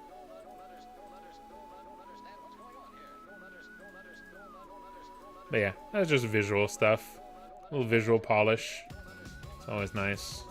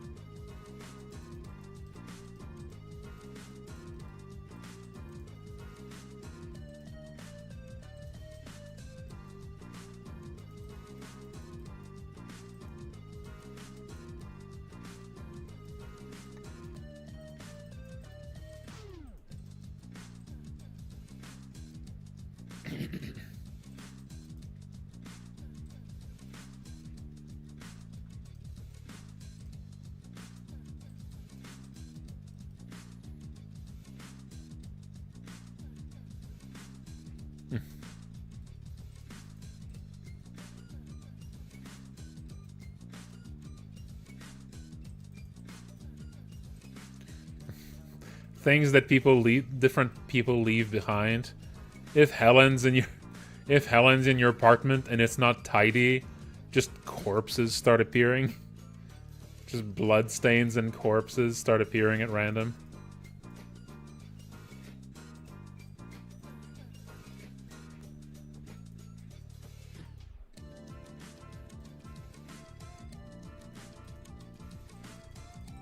Helen, you said you would not bring work back home.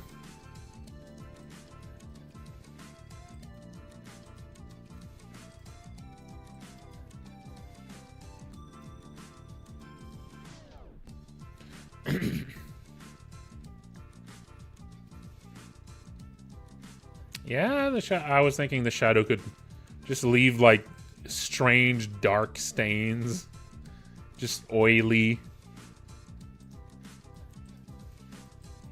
pools.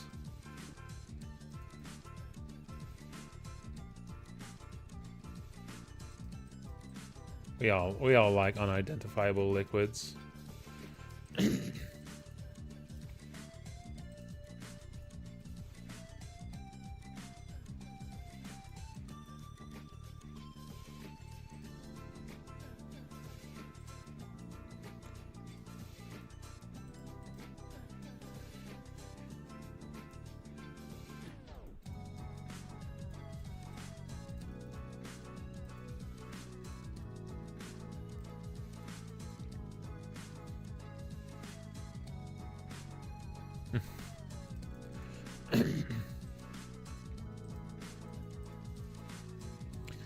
Spine would probably say something if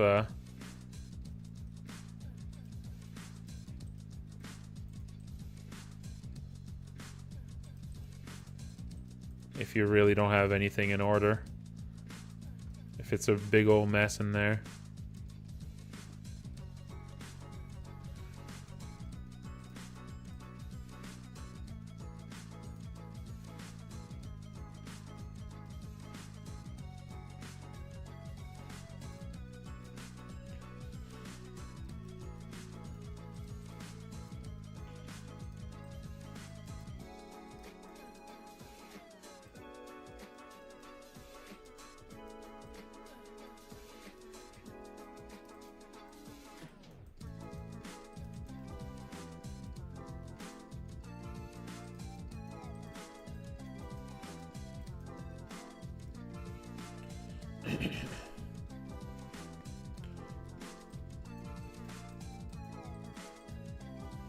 It's true.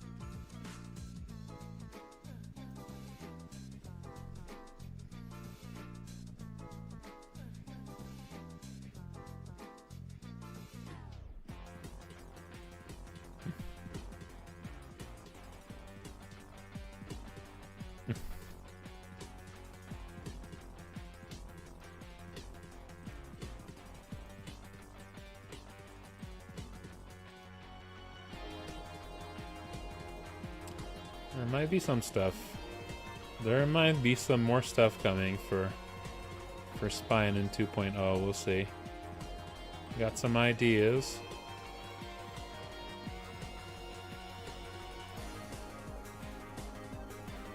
Got some ideas.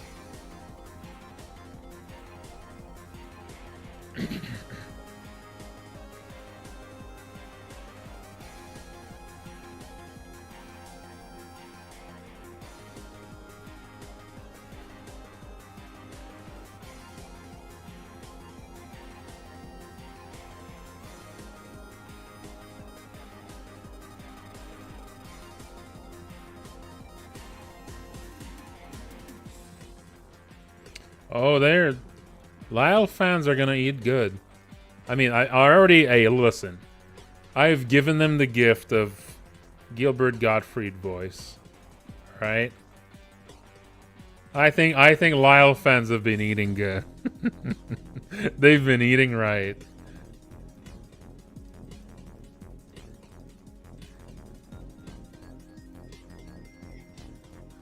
I mean, I don't understand. A lot of them have been saying things like, please say psych, please say psych. I don't get it. I don't get it.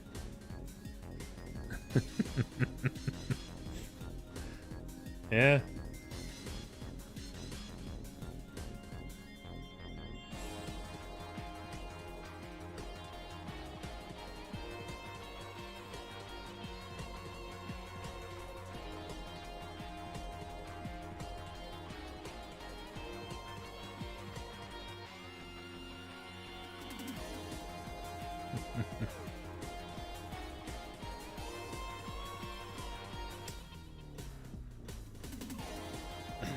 Yeah.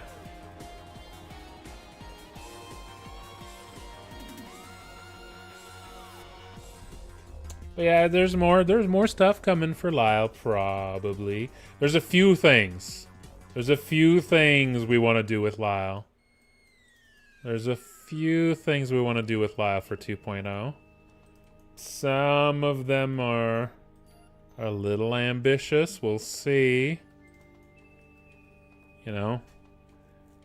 You know, the problem with the ambitious ones is that the more ambitious an idea is, the more it's likely to get axed if we run out of time.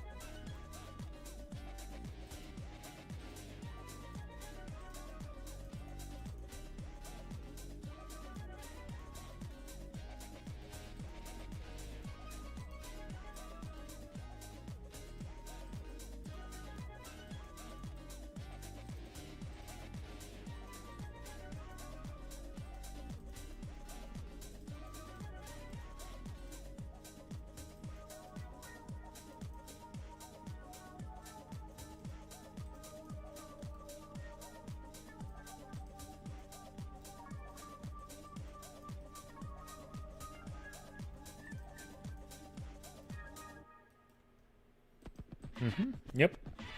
This is for an RPG Maker game. Listen, Chloe.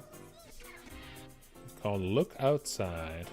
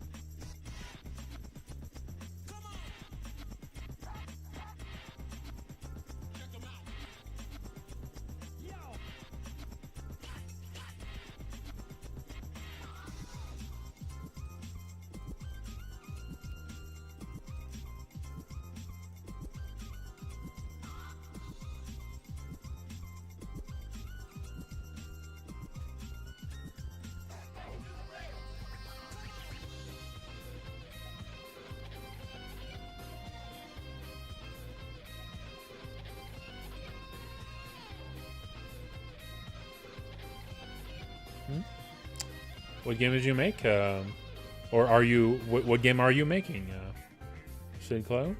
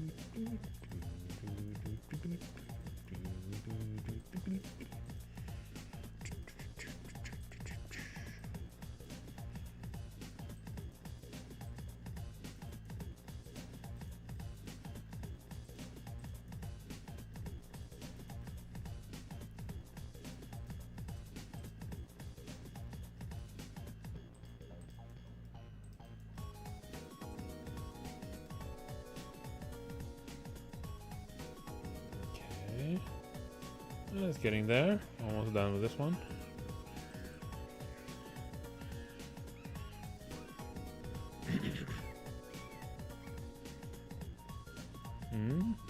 Nice.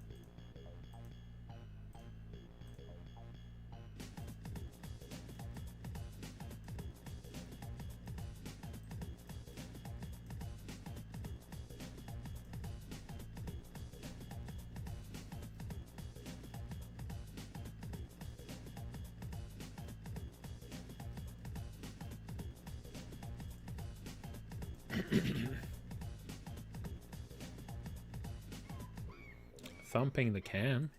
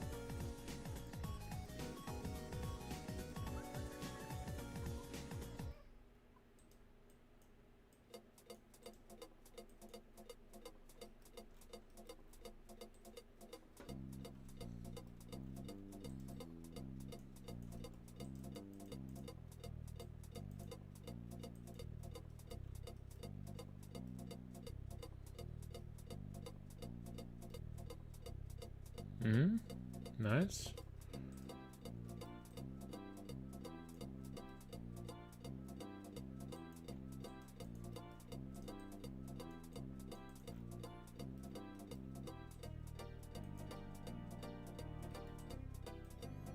Yeah, time management can be an interesting part.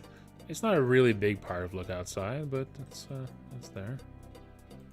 Definitely a lot of time management with Pathologic.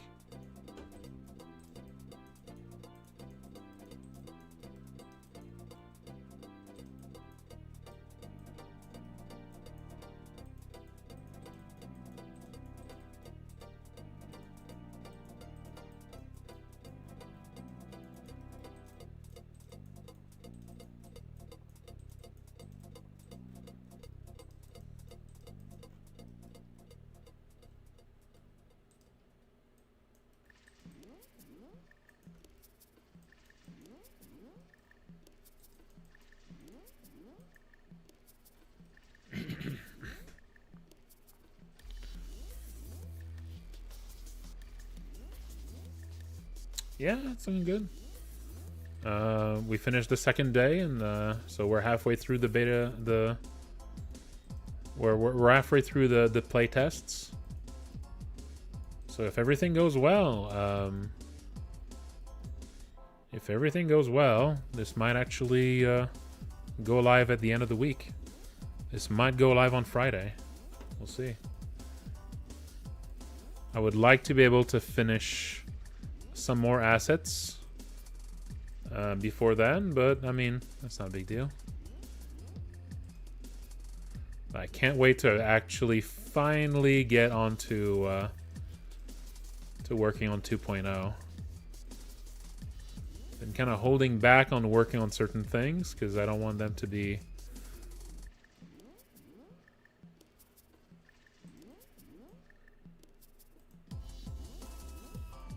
I don't want stuff to be in the build. Some stuff I want to keep secret.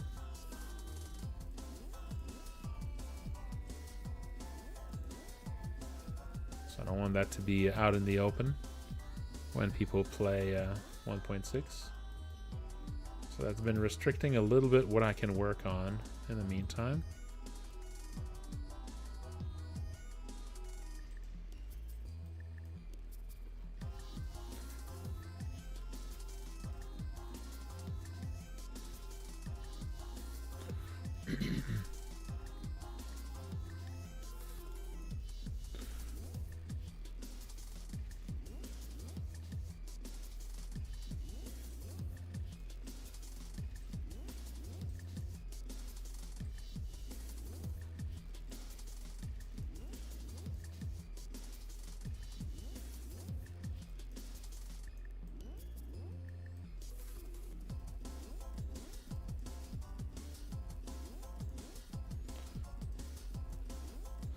I could imagine something being added in the floor, in the stairs.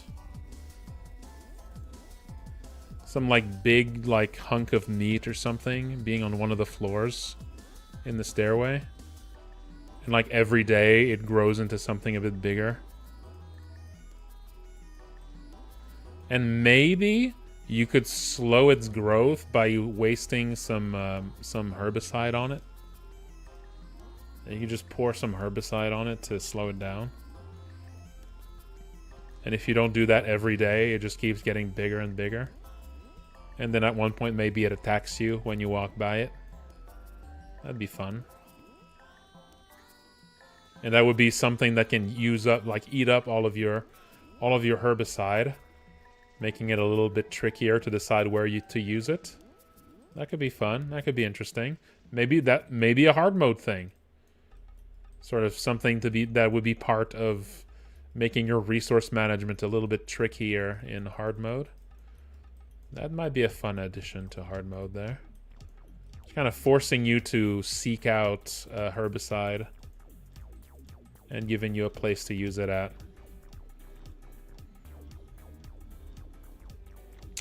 Yeah, the litter was just added to add more visual variety. Also to make one of the floors stand out a bit.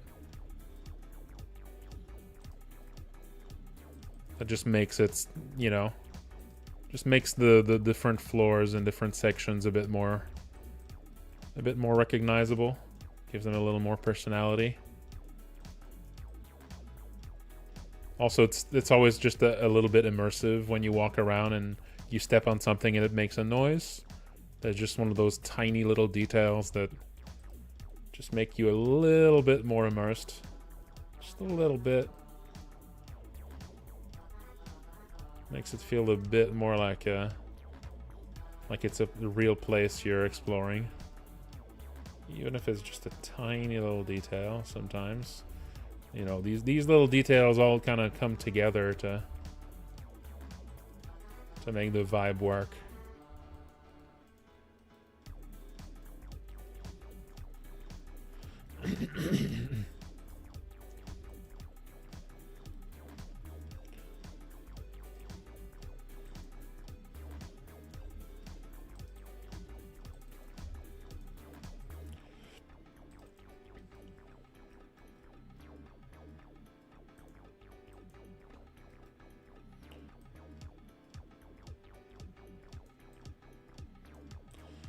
It would probably be a really nasty fight that you have to get through.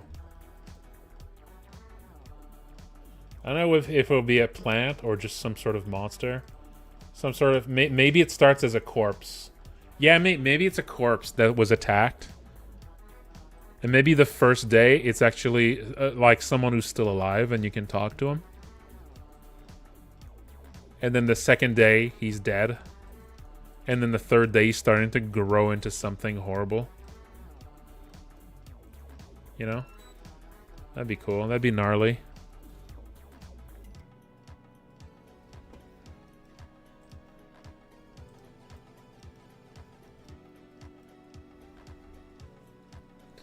And then at one point, once it's grown enough, when you walk by it, it just lashes out at you. And now you have to fight. You have to fight to get past it. Or maybe you have to fight to get past it, but you can also just like pass it, get into a fight and run and like escape. And if you do this, you always escape to the other side. So like on the way, it would probably like do some damage to you, but you could still sort of, you know. So you wouldn't need to kill it once it's fully grown. It would now just be essentially attacks every time you pass by it, you know? That could be kind of nasty. And you can delay this as much as possible by just pouring herbicide on it every time.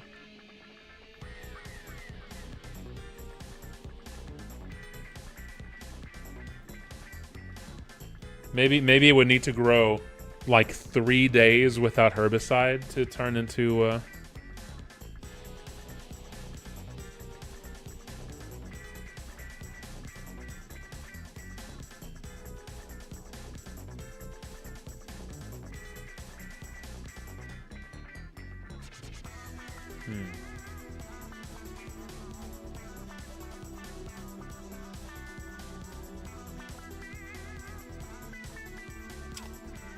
Well, right now it doesn't really do much, but yes, there are some plans for the plant in your room.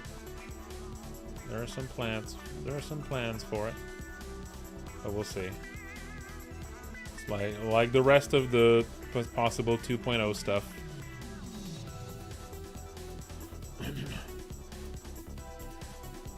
Okay.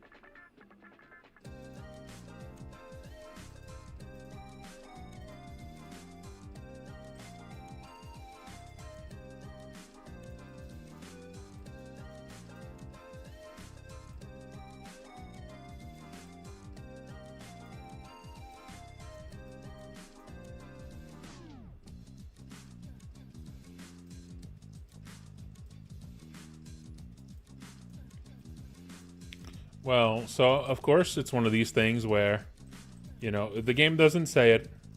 It's up to you to interpret it.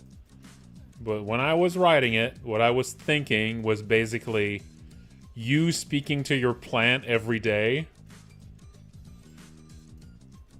Like, choosing to speak to your plant every day is basically you as the player expressing that Sam is very lonely and desperate, and it's getting to him, and he's losing his mind a little bit. And so that's like... This is why, like, the more you speak to the plant, the more it kind of seems like Sam's losing it. You know? Like, you're choosing to speak to the plant every day. So it's like, for you, like, you know, Sam is losing it a little bit. And this is the way that it's expressed, you know? You're starting to imagine a whole character with your plant.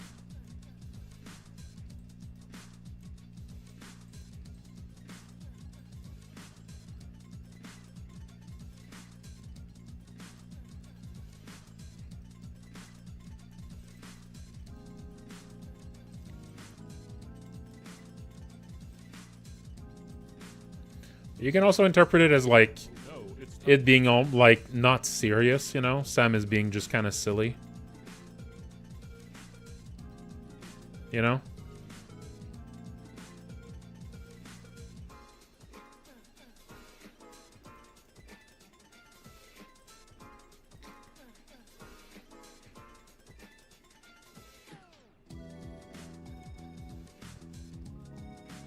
It does actually relieve loneliness a little bit to do it.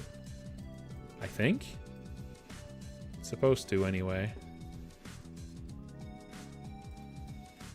So if the survival mechanics were a bit more relevant, a bit more important, then you would imagine someone who doesn't have a lot of party members at home, you know, making sure to speak to the plant to stave off loneliness.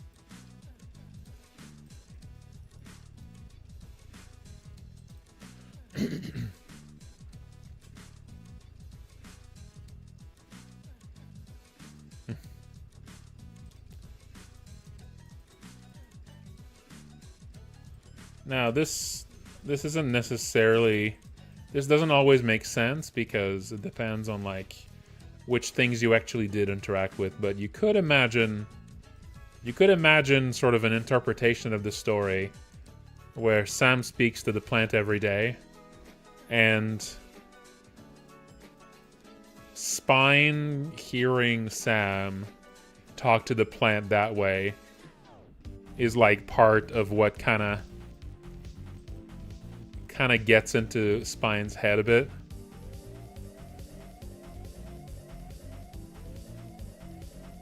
And could feed maybe into her obsession a little bit.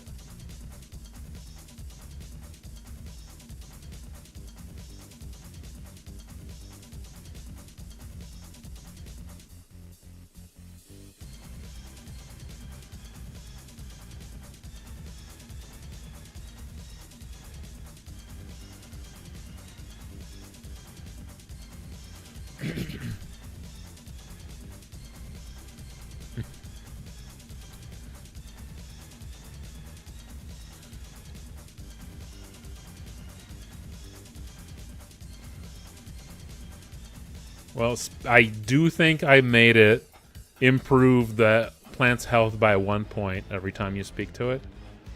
I do think.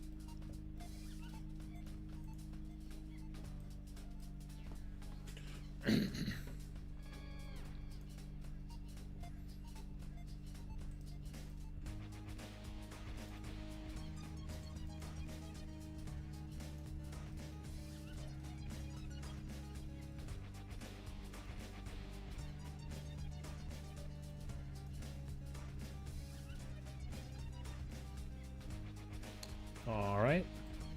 This one done.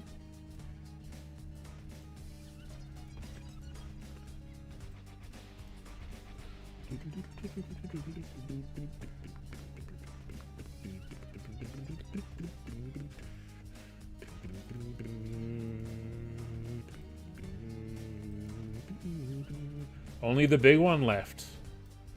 Only the big one left. Because I don't think these need any work. These are looking fine, I think. And then we got the big one.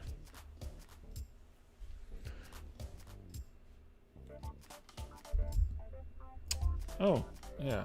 It's leaning back for some reason. There we go.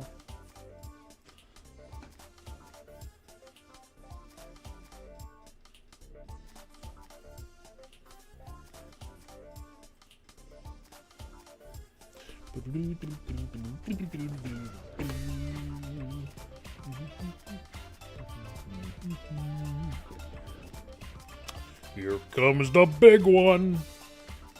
Oh, jeez.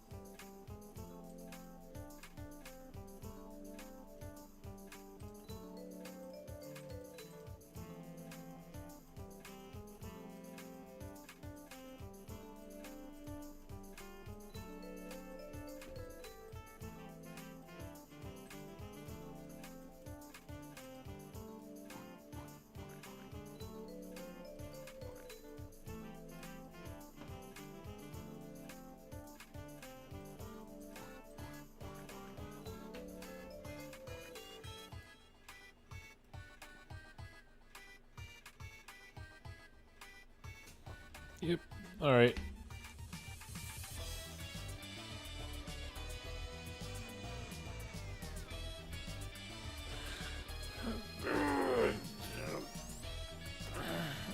Oh yeah, did we miss a stretch? I think we did.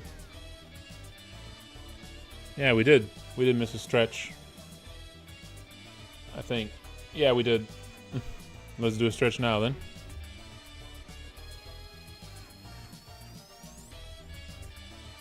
There we go.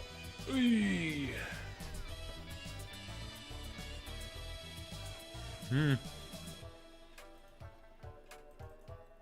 Yeah, we missed one 10 minutes ago. Yeah.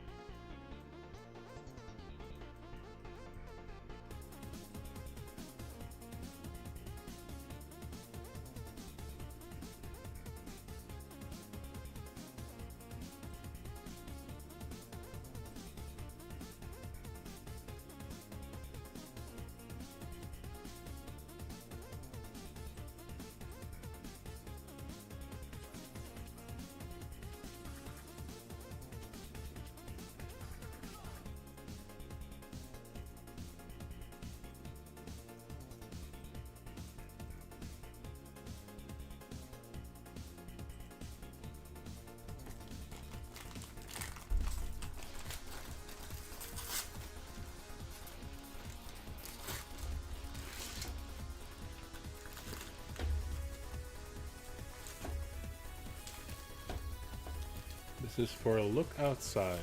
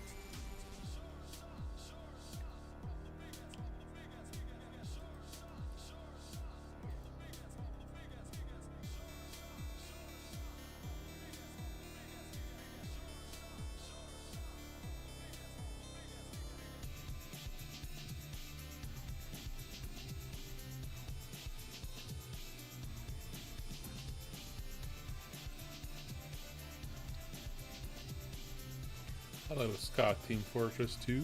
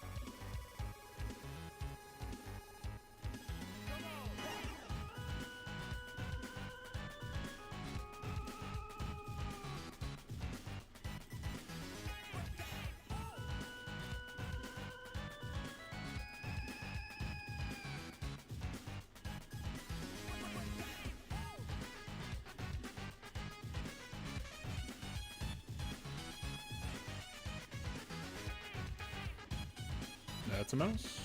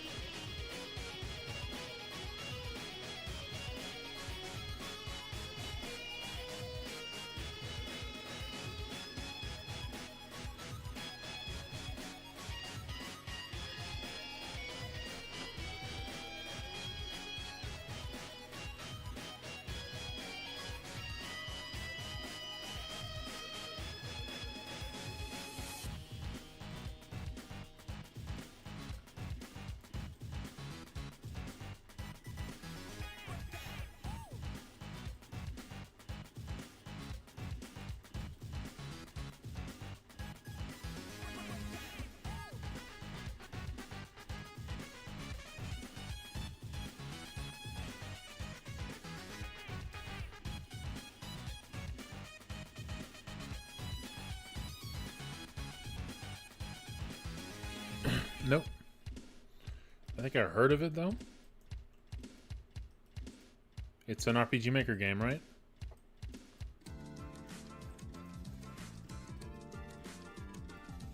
Yeah, it seems a little bit...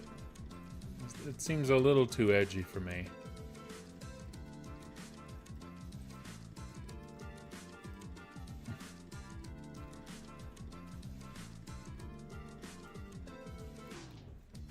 Too edgy, 5 me.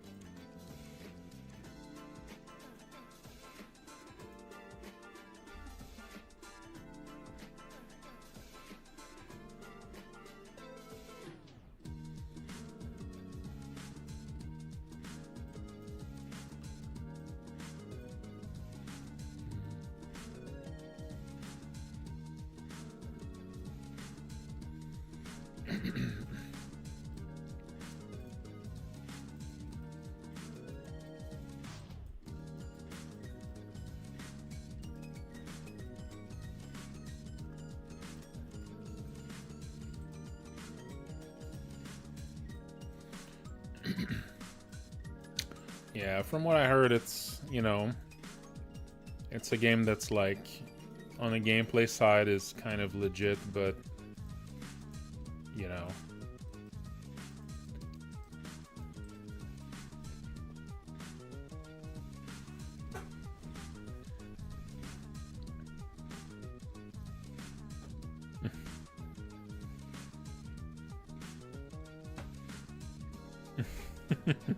Yeah.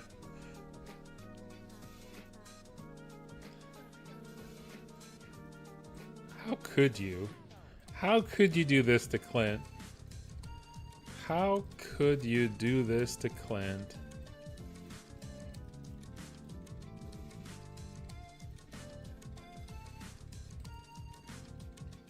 From what I heard, it's a porn game. Black Souls is.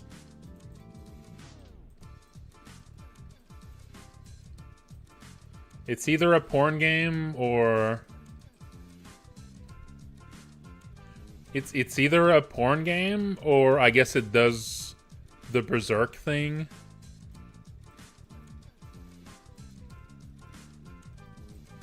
Or is just extremely lurid to like an extreme degree. But like making something this lurid works without coming off as pornographic is very difficult. I think Miura pulled it off. I don't know if I don't know if I trust a random RPG Maker game to pull it off. It's a little difficult.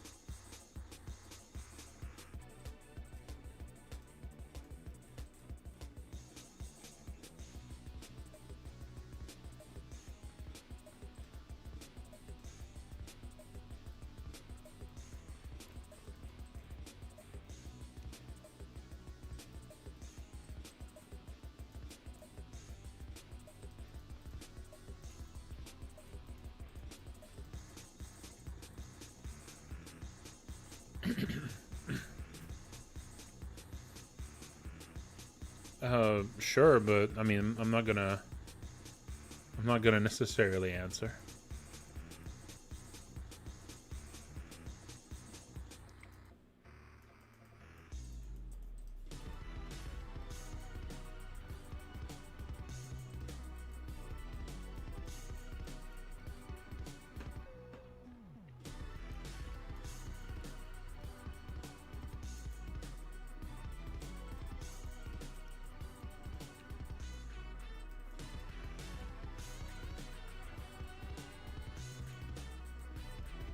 There's a lot of things in the game that you're meant to learn as you play, you know? Like, you're not meant to really go in there understanding everything about the setting. You're kind of meant to go in there to start playing Malison without really understanding anything about the setting. And you just kind of slowly learn about it as you play. So I would say, ideally, you go into it without knowing anything. But I'm not against talking about it.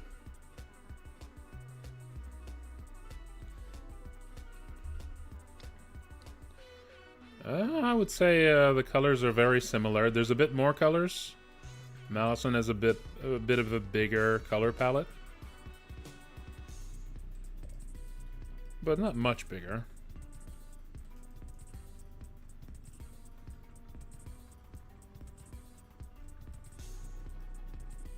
The mouse and color palette is actually something I posted online before on my Tumblr.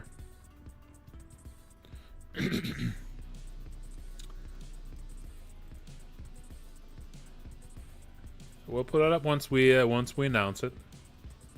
Once we announce it, because when you put up a Steam page, I mean, I don't know. Maybe that's not true anymore. Maybe you want to put a Steam page as early as you want, as early as you can now. I don't know. The meta for how you should be acting when you launch a game on Steam keeps changing.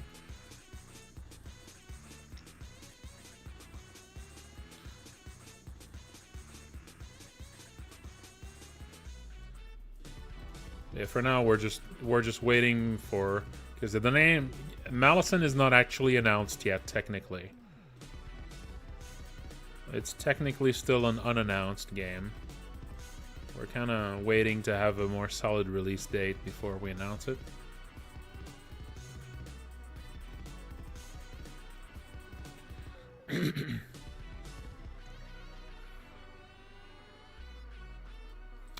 Yeah, I mean, yeah, getting as many wish lists as possible has always been a thing.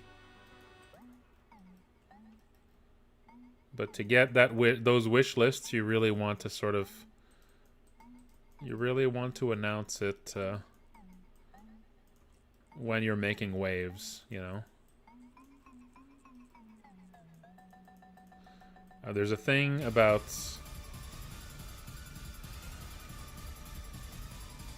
Yeah, I don't know. I'll just trust the wisdom of the Devolver folks on all the Steam specifics. They definitely know that more than I do.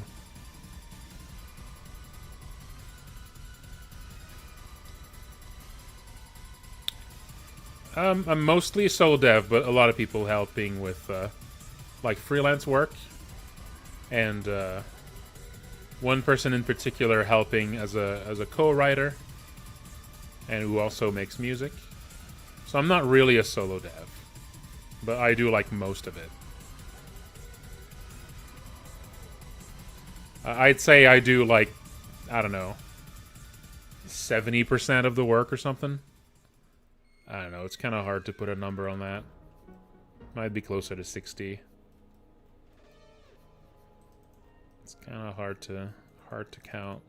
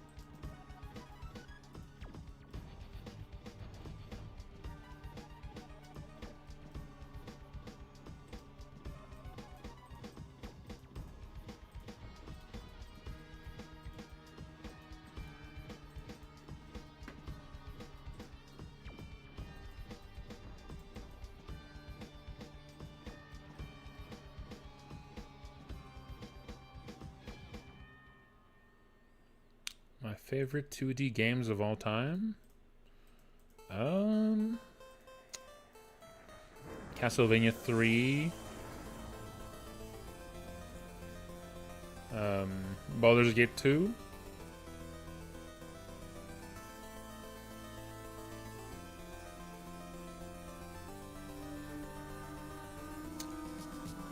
Battletoads and Double Dragon, the Ultimate Team.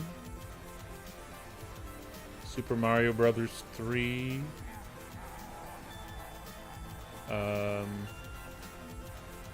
Demon's Crest.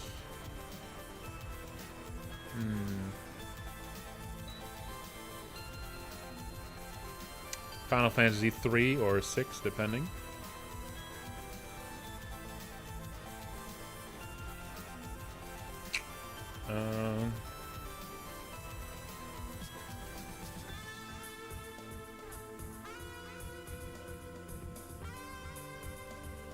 Castlevania Area of Sorrow.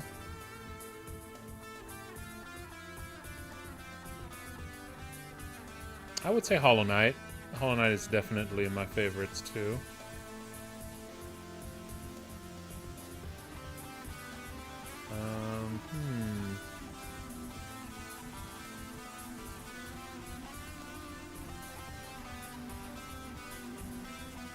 Roller Coaster Tycoon 2.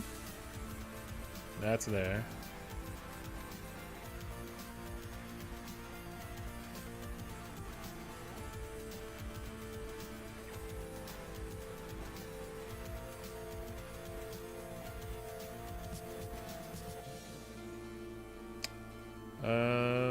Castlevania 4, I would say.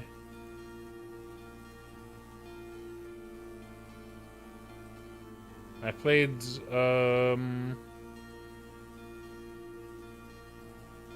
I've played one of the more recent-ish SMT games. The one on 3DS. I forget which number it is. Was it 5? It might have been 5. I played one of the old Personas, but I haven't played any of the more recent ones. I really need to, though. I mean, I really don't... I'm not really into the school time management aspect of those, of the Persona games. So I'm just not super excited by those.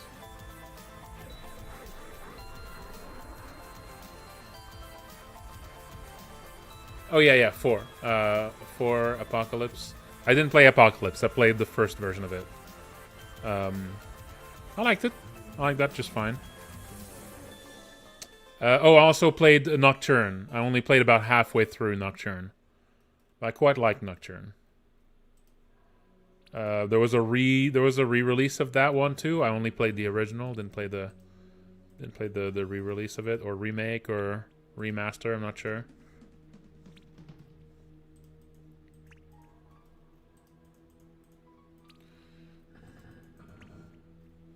Didn't play Strange Journey, no.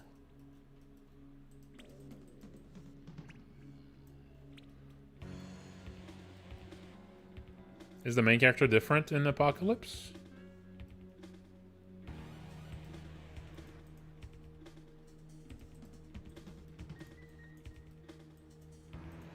Let's see.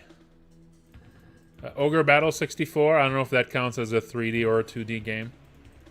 That's definitely one of my favorites.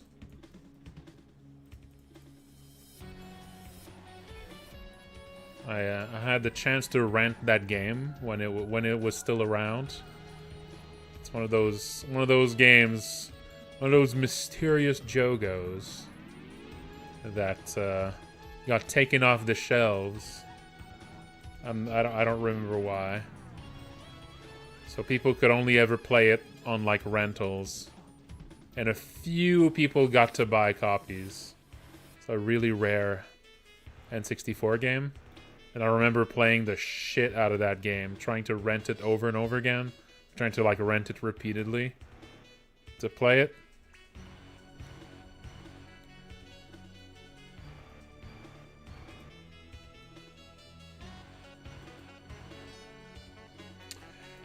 I don't think I mind like a time management thing tied to an RPG. I mean, obviously I don't mind. I've fucking made a game like that, but like I think to me it's just like it's just like the school setting is just not something I like. I just find that really boring. Like managing your life at school, I hate that as like, and I mean, goddamn, so much Japanese media involves like school life is such a thing in Japanese media. I mean, I don't mind it when in some animes. Been watching the Summer Hikaru Died, and that's been really good. But man, it is something being set at a school where there's like regular school life is not a selling point for me. So, yeah. I think for me, part of the reason... Yeah, I still have yet to play Metaphor. I really want to. But yeah, part of the reason for me is that I think I might just have a particular dislike of school as a setting for like adventure, because I grew up on like public access cartoons. You know, I didn't have cable. And cartoons about being at school to me was like, well, embodied like how like bad cartoons. You know, cartoons that are not actually about like cool adventures, but are just about normal kids living a normal life. You know? So I think I got to resent like school as some sort of like setting for adventures. Like I just really hated that.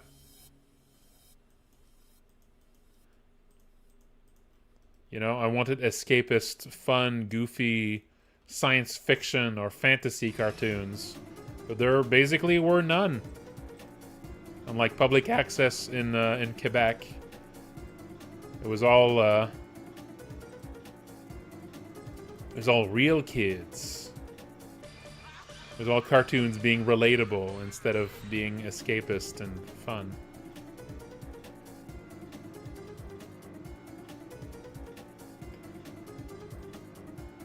I think maybe that might have played a part in me just disliking the kinds of settings where cartoons like that would be set. I mean, I still, you know, it doesn't have such a big effect that I can't enjoy it. Like I said, you know, I've been watching a few animes. I mean, goddamn, the animes we have this season is a really good crop, isn't it?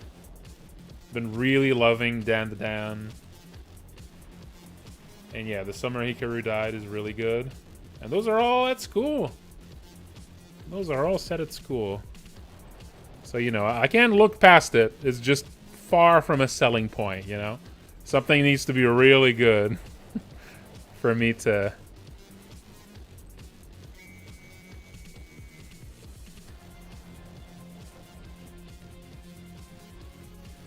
So yeah, that's so for me, you know, Persona is a bit of a hard sell.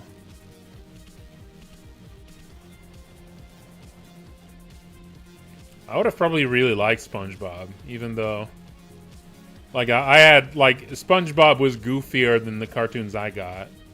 The cartoons I got were really bad. God damn. I remember watching Adventure Time later and thinking, God damn. That's exactly like what I thought cartoons would be like before I started watching cartoons. And were just disappointed by them as a kid. You know?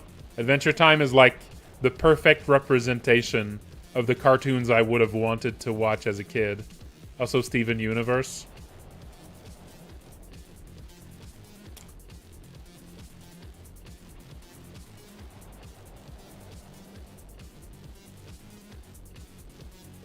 Kids got a few really, really good years of cartoons.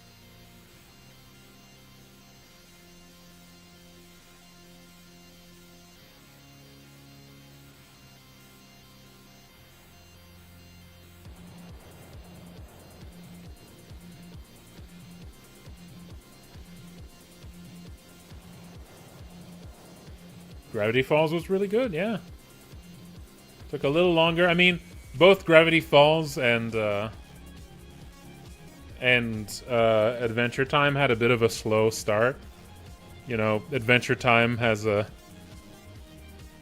slightly screamy first season. A lot of yelling. Like they were afraid the kids would stop paying attention or something.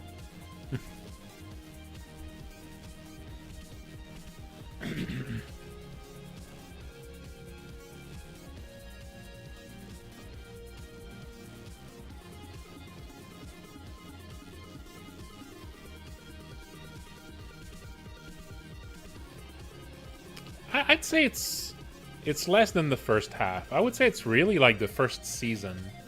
The first season felt like they were afraid of, like, you know, like there's I feel like right after the first season the show got way better, like pretty quickly. I mean, it stayed, I don't think it was about being kiddie. I think it stayed sort of kid friendly the whole time.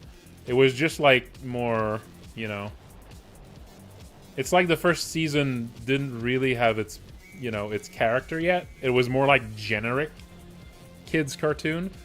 I mean, I've yet to actually watch the whole thing. I've only seen like the first 5 seasons of Adventure Time. I've yet to actually sit down to watch the rest. I never watched regular show.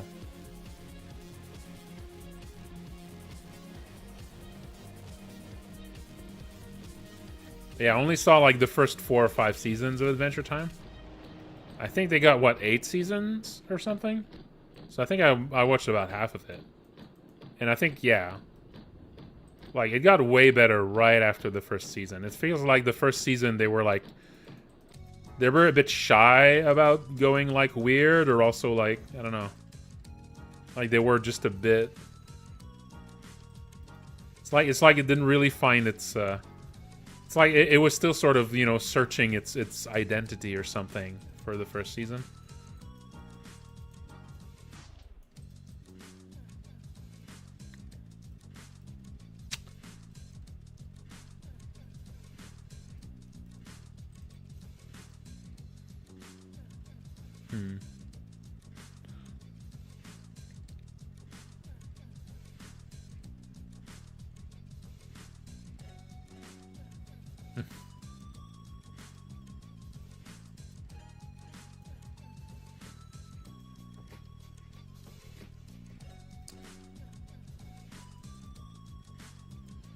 I think Ben 10 was like just after my time and a little bit too early for me to like watch it later, if that makes sense.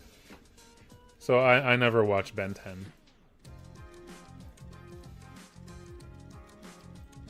Yeah, I think Ben 10 was like, you know, like just after my time, but before I started watching cartoons again as an adult. You know? So yeah, I never really watched that.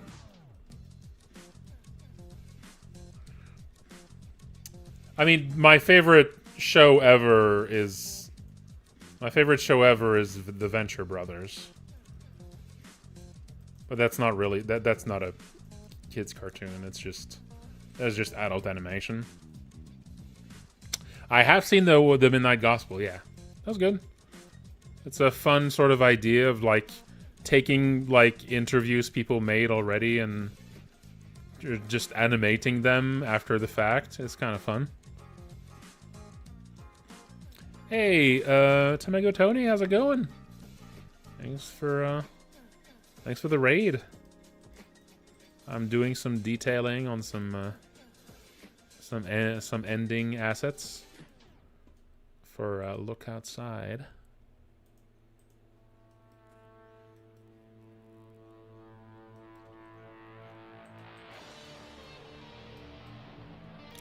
Actually, so I didn't really watch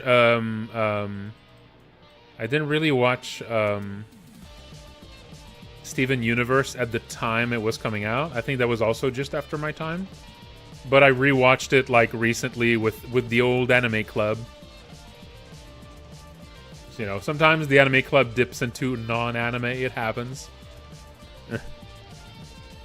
Sometimes we put on some non-anime.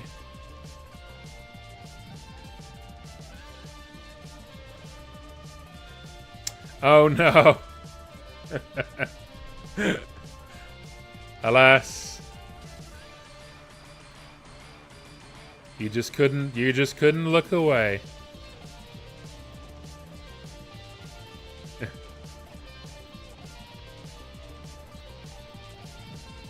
Yeah, I really liked Steven Universe.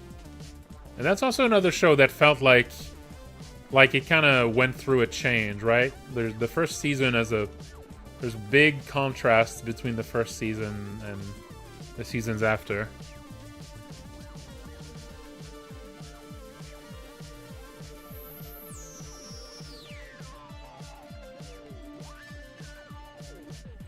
But yeah, that was good. I like that.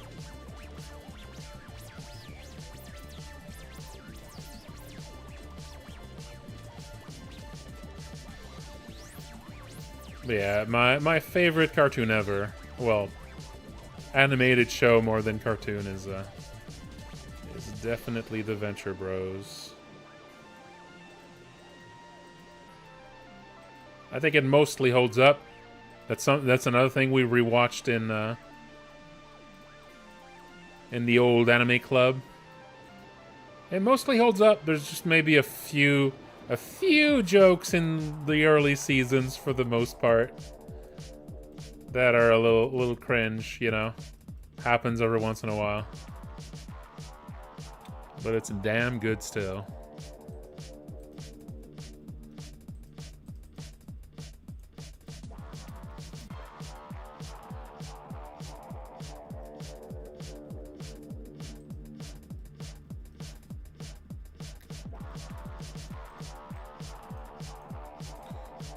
I mean, I think it makes sense to, like, if you have a show like this and you want it to have like a story and all that, like, it makes sense to spend some time just setting up a routine before you finally break that routine with more of a story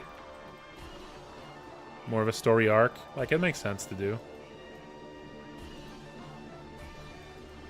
I think that, yeah.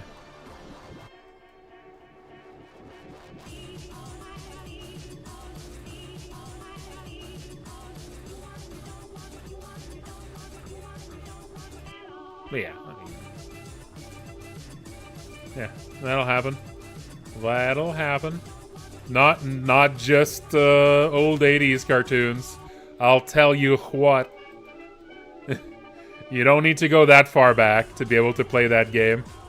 I mean, I guess the further you go back, the more dangerous the game gets. As far as, you know.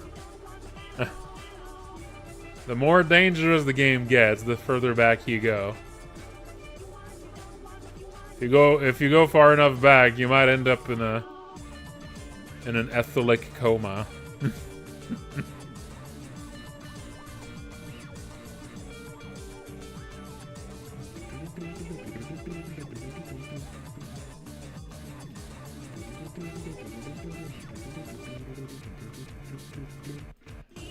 I mean, like Venture Brothers, you know, at a few times, there's a few little gay jokes in there.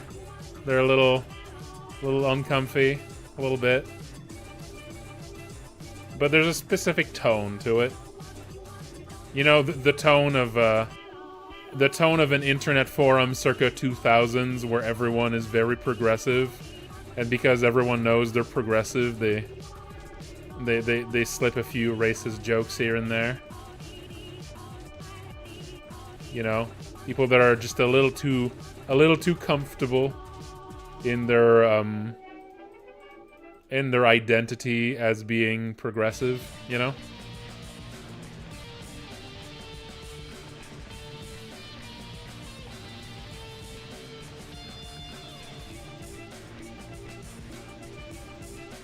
It happens.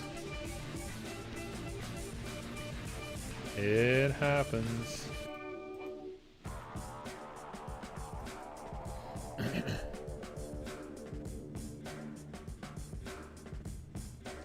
The creatures you see in the top right, these are all monsters from Malison. These are all Malison monsters. And for context, Malison is my big project that I set aside temporarily to work on Look Outside. It's a game very similar to Look Outside in general genre. It's a, it's a horror RPG. But it has a much larger scope. And it's more of a medieval fantasy kind of setting. More like Dungeons and Dragons-esque a little bit. And I've been working on it for 10 years. And it has something like 1,500 monsters in it. So it's... And you see about 60 of those 1,500 monsters show up in that box up there. As a bit of a... As a little preview of the goobers found therein.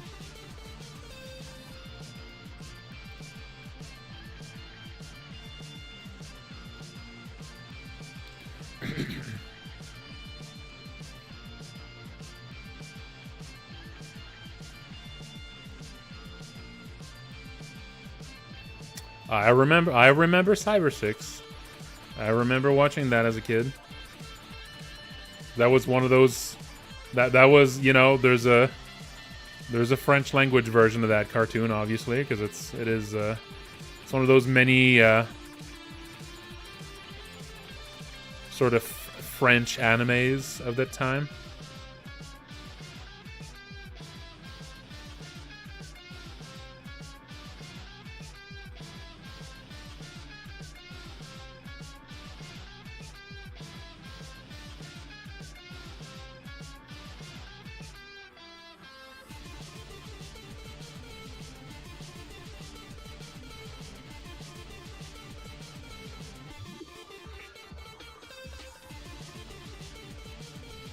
That's right. No, I didn't. It would have been called Bubbly Ponge, but like I said, I didn't have cable, so I only watched. I could only watch the really bad, educative,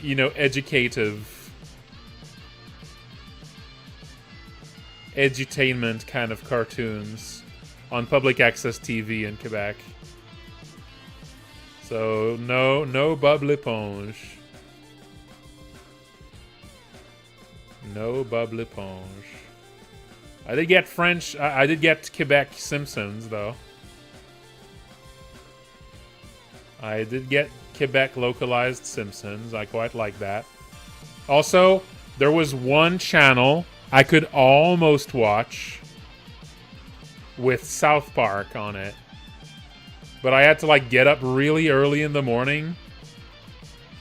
And I could barely, we barely received that channel, so it was like a super noisy screen. Also, I could almost watch Pokemon that way, too. There was one channel that could kind of get Pokemon, and I tried watching Pokemon on it sometimes. I half watched 2 or 3 episodes of Pokemon as a kid.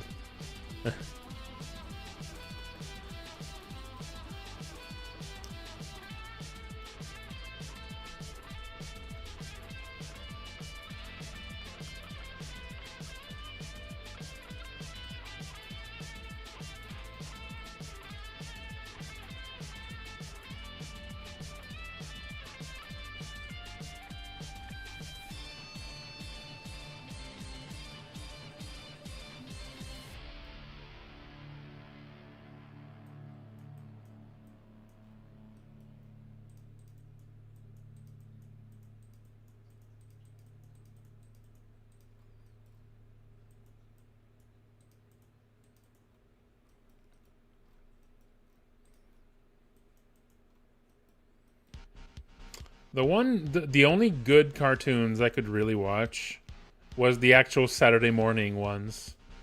Those were the only ones that sometimes went out of the edutainment mold. So basically a bunch of like Disney cartoons. I remember watching like the Aladdin cartoon, the Little Mermaid cartoon. There were a bunch of those.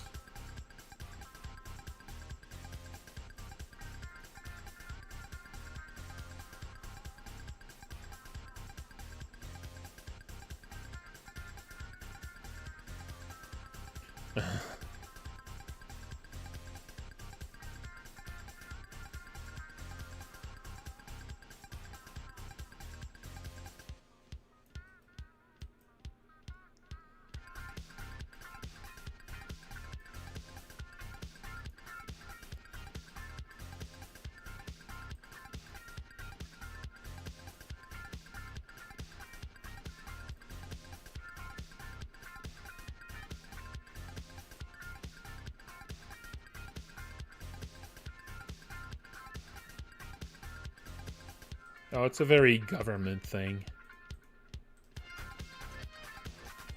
Like channels or like get like certain government grants if a certain percentage of the shows they show to children are educational. And so because of that, that just creates an entire industry of cartoons.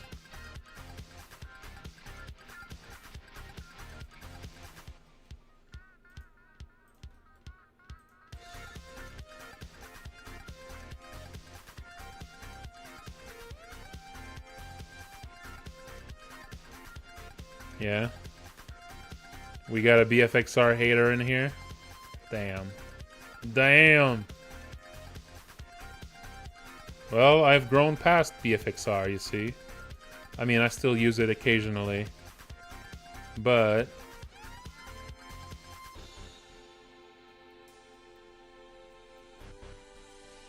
listen, I've evolved, all right? BFXR is what molded me into the man I am today. But now I get sounds and I mix them together in Audacity.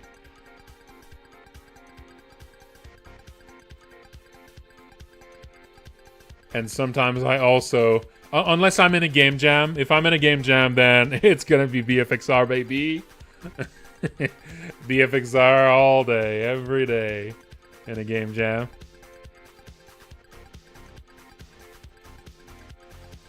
Yes, for beeps and bloops, I do tend to go to BFXR. That's true. For the beeps and the bloops, BFXR makes good beeps and bloops. I'm sorry. I just needed to absolutely remove the horrendous default bleeps and bloops of RPG Maker that are just obnoxiously loud. They're really, really bad.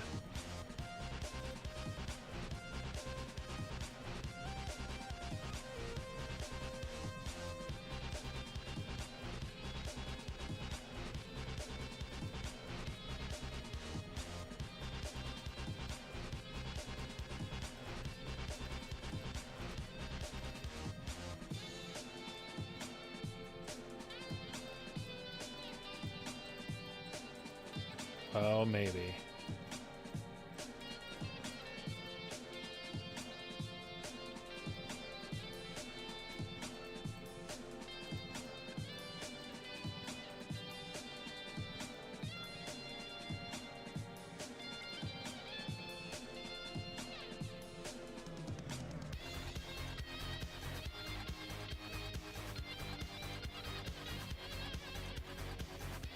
Of course.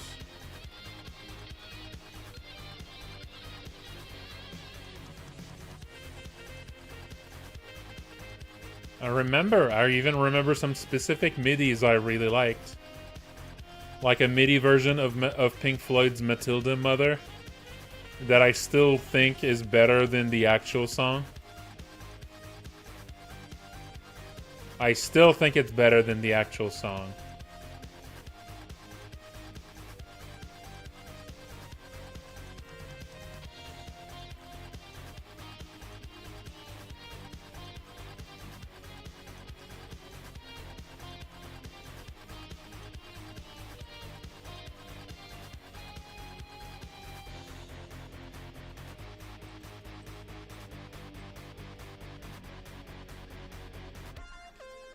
I have no idea. I don't know very much about hardware.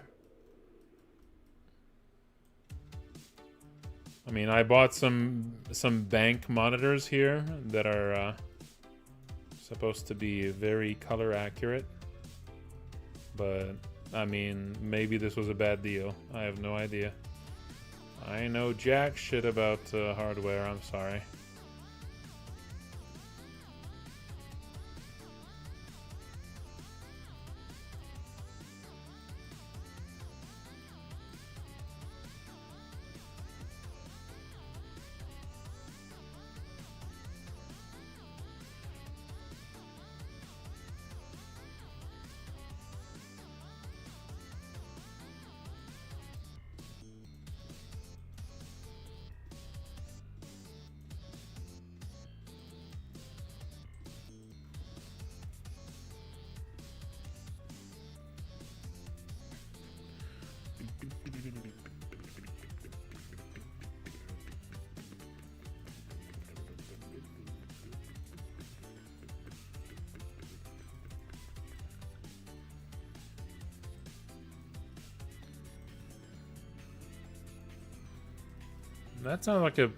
That doesn't sound like a good idea, even though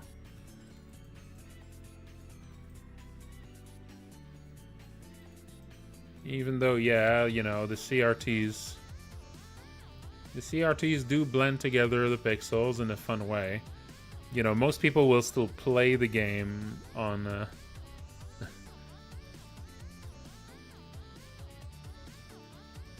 on a modern monitor.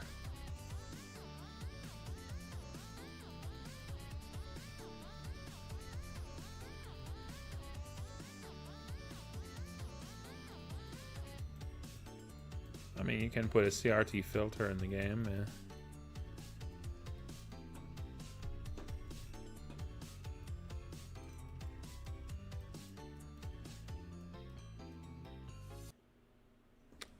Yeah, but it's still not what people are actually going to see when they play the game. It's best to have a monitor that matches your player's eventual experience when you're doing it. Unless you're going to apply a CRT filter in the game to actually force them to view the pixels that way. A lot of people don't like those CRT filters unless the game is very retro looking.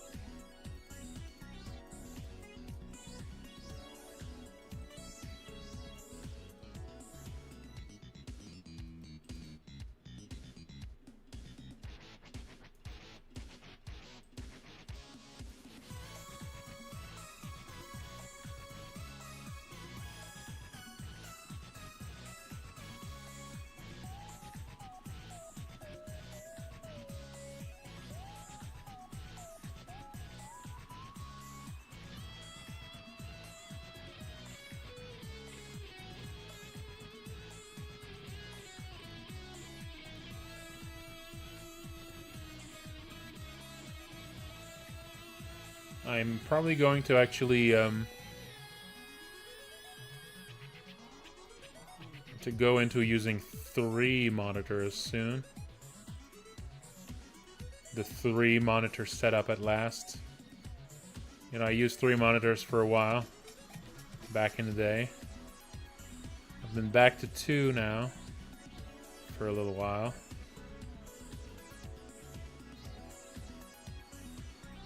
But the third monitor is calling on me.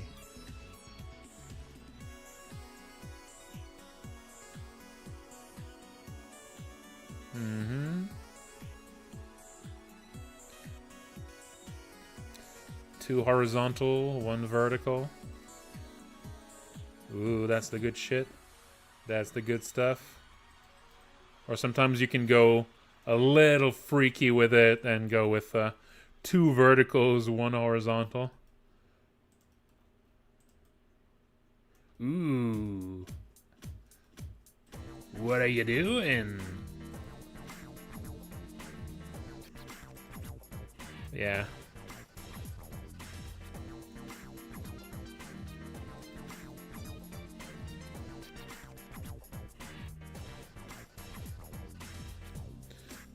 Yeah, have you all seen have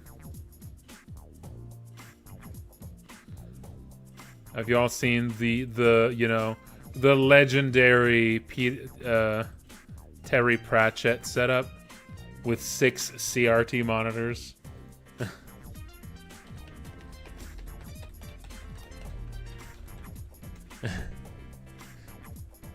Oh well, I guess not CRTs, but I guess at one point it was CRTs.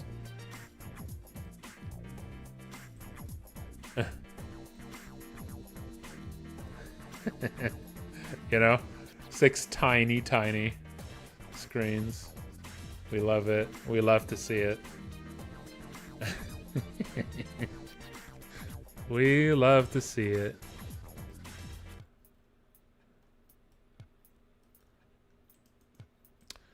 He will be missed. Well,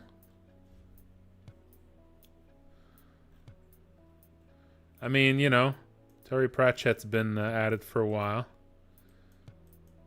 And larger computer monitors were not necessarily very available when he first started working that way.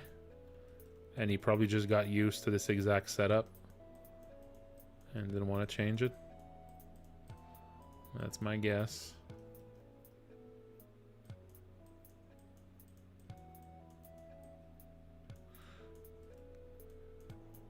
I can imagine this is useful for writing. Although it's probably a nightmare if you have any kind of attention deficit to have 6 screens in front of you. It's kind of like the screen equivalent of having 4 billion tabs on your browser. Something that's never been a problem for me. I don't even have like a backlog of tabs. I know that's a thing. A lot of people are like, you know, never ask a man his wage, never ask a woman her age. Never ask one of you dorks how many tabs you have open. That's like a thing, right?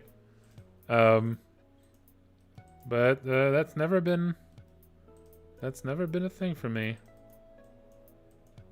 I just don't accumulate tabs. I don't. It's just not the way that I browse online, I guess. I just close the window every time. I just don't even make it keep the tabs at all. I open tabs up sometimes, like in the moment, but that's about it. 221 baby numbers, not even 4 digits. Yeah, I guess maybe it's a generational thing, you know? Maybe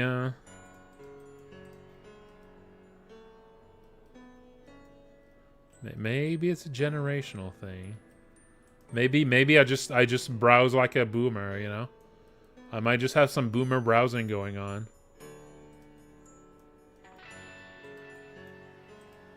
I do have a lot of boomer tendencies.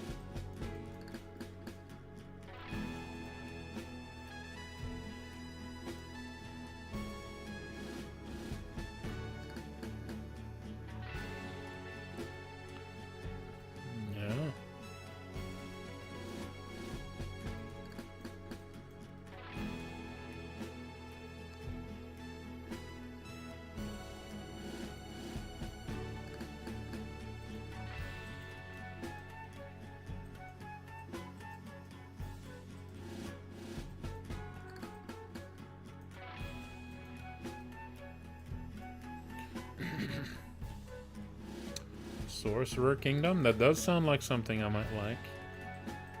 There's wizards in it? That's a good start.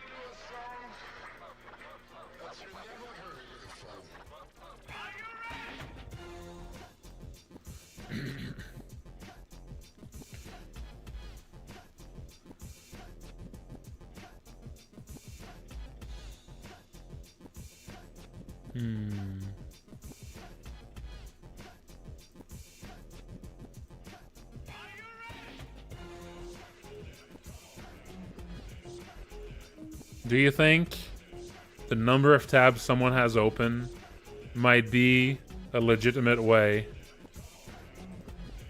to find out if someone has an attention deficit disorder of some kind? I mean, it might just be a high overlap, you know, might not necessarily be indicative, you know?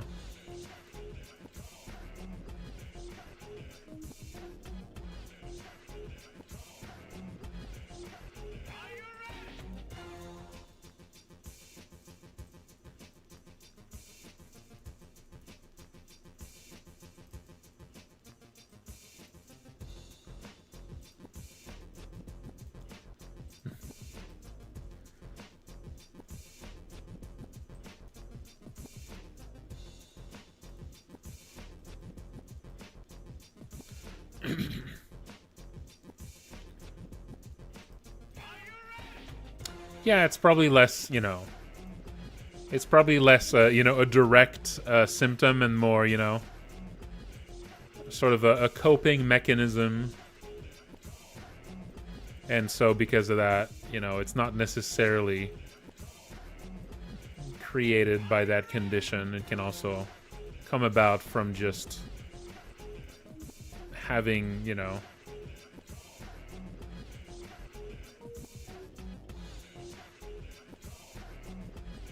having symptoms in common with it.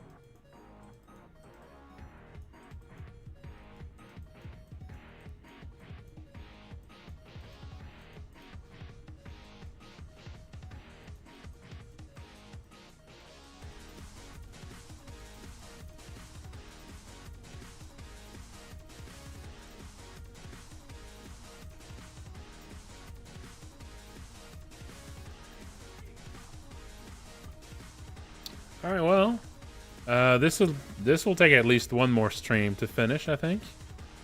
But you know, just got started.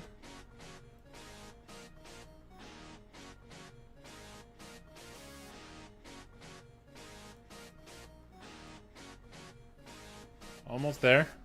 Just the last image left of that ending. Yep.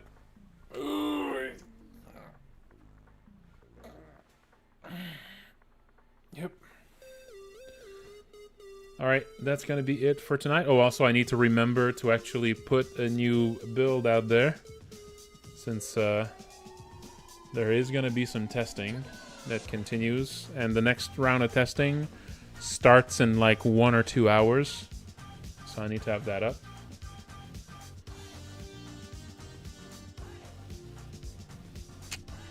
Yep.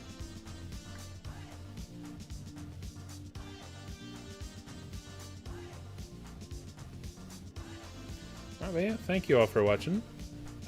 Before I go, let's see. Before I go, here is my Patreon. Please consider supporting me and my work on Patreon here. There we go. And let's look for someone to raid. Let's see. Ooh, Landshark is doing some pixel art right now. Nice. And it is Landshark's birthday. It might no longer be Landshark's birthday. It was Landshark's birthday today. So y'all go there and give him a happy birthday, y'all. So I'm gonna raid Landshark.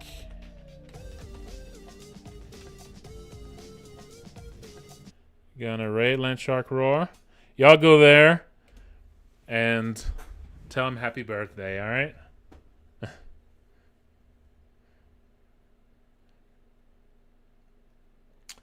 Alright, take care.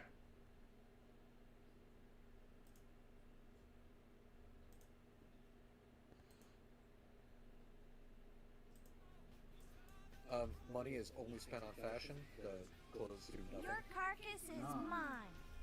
Hi, Frankie. Hi, Frankie's raid. Frankie. I need to ask, can I show off the thing I've been working on? Hi, Frankie. I'm drawing a hot face.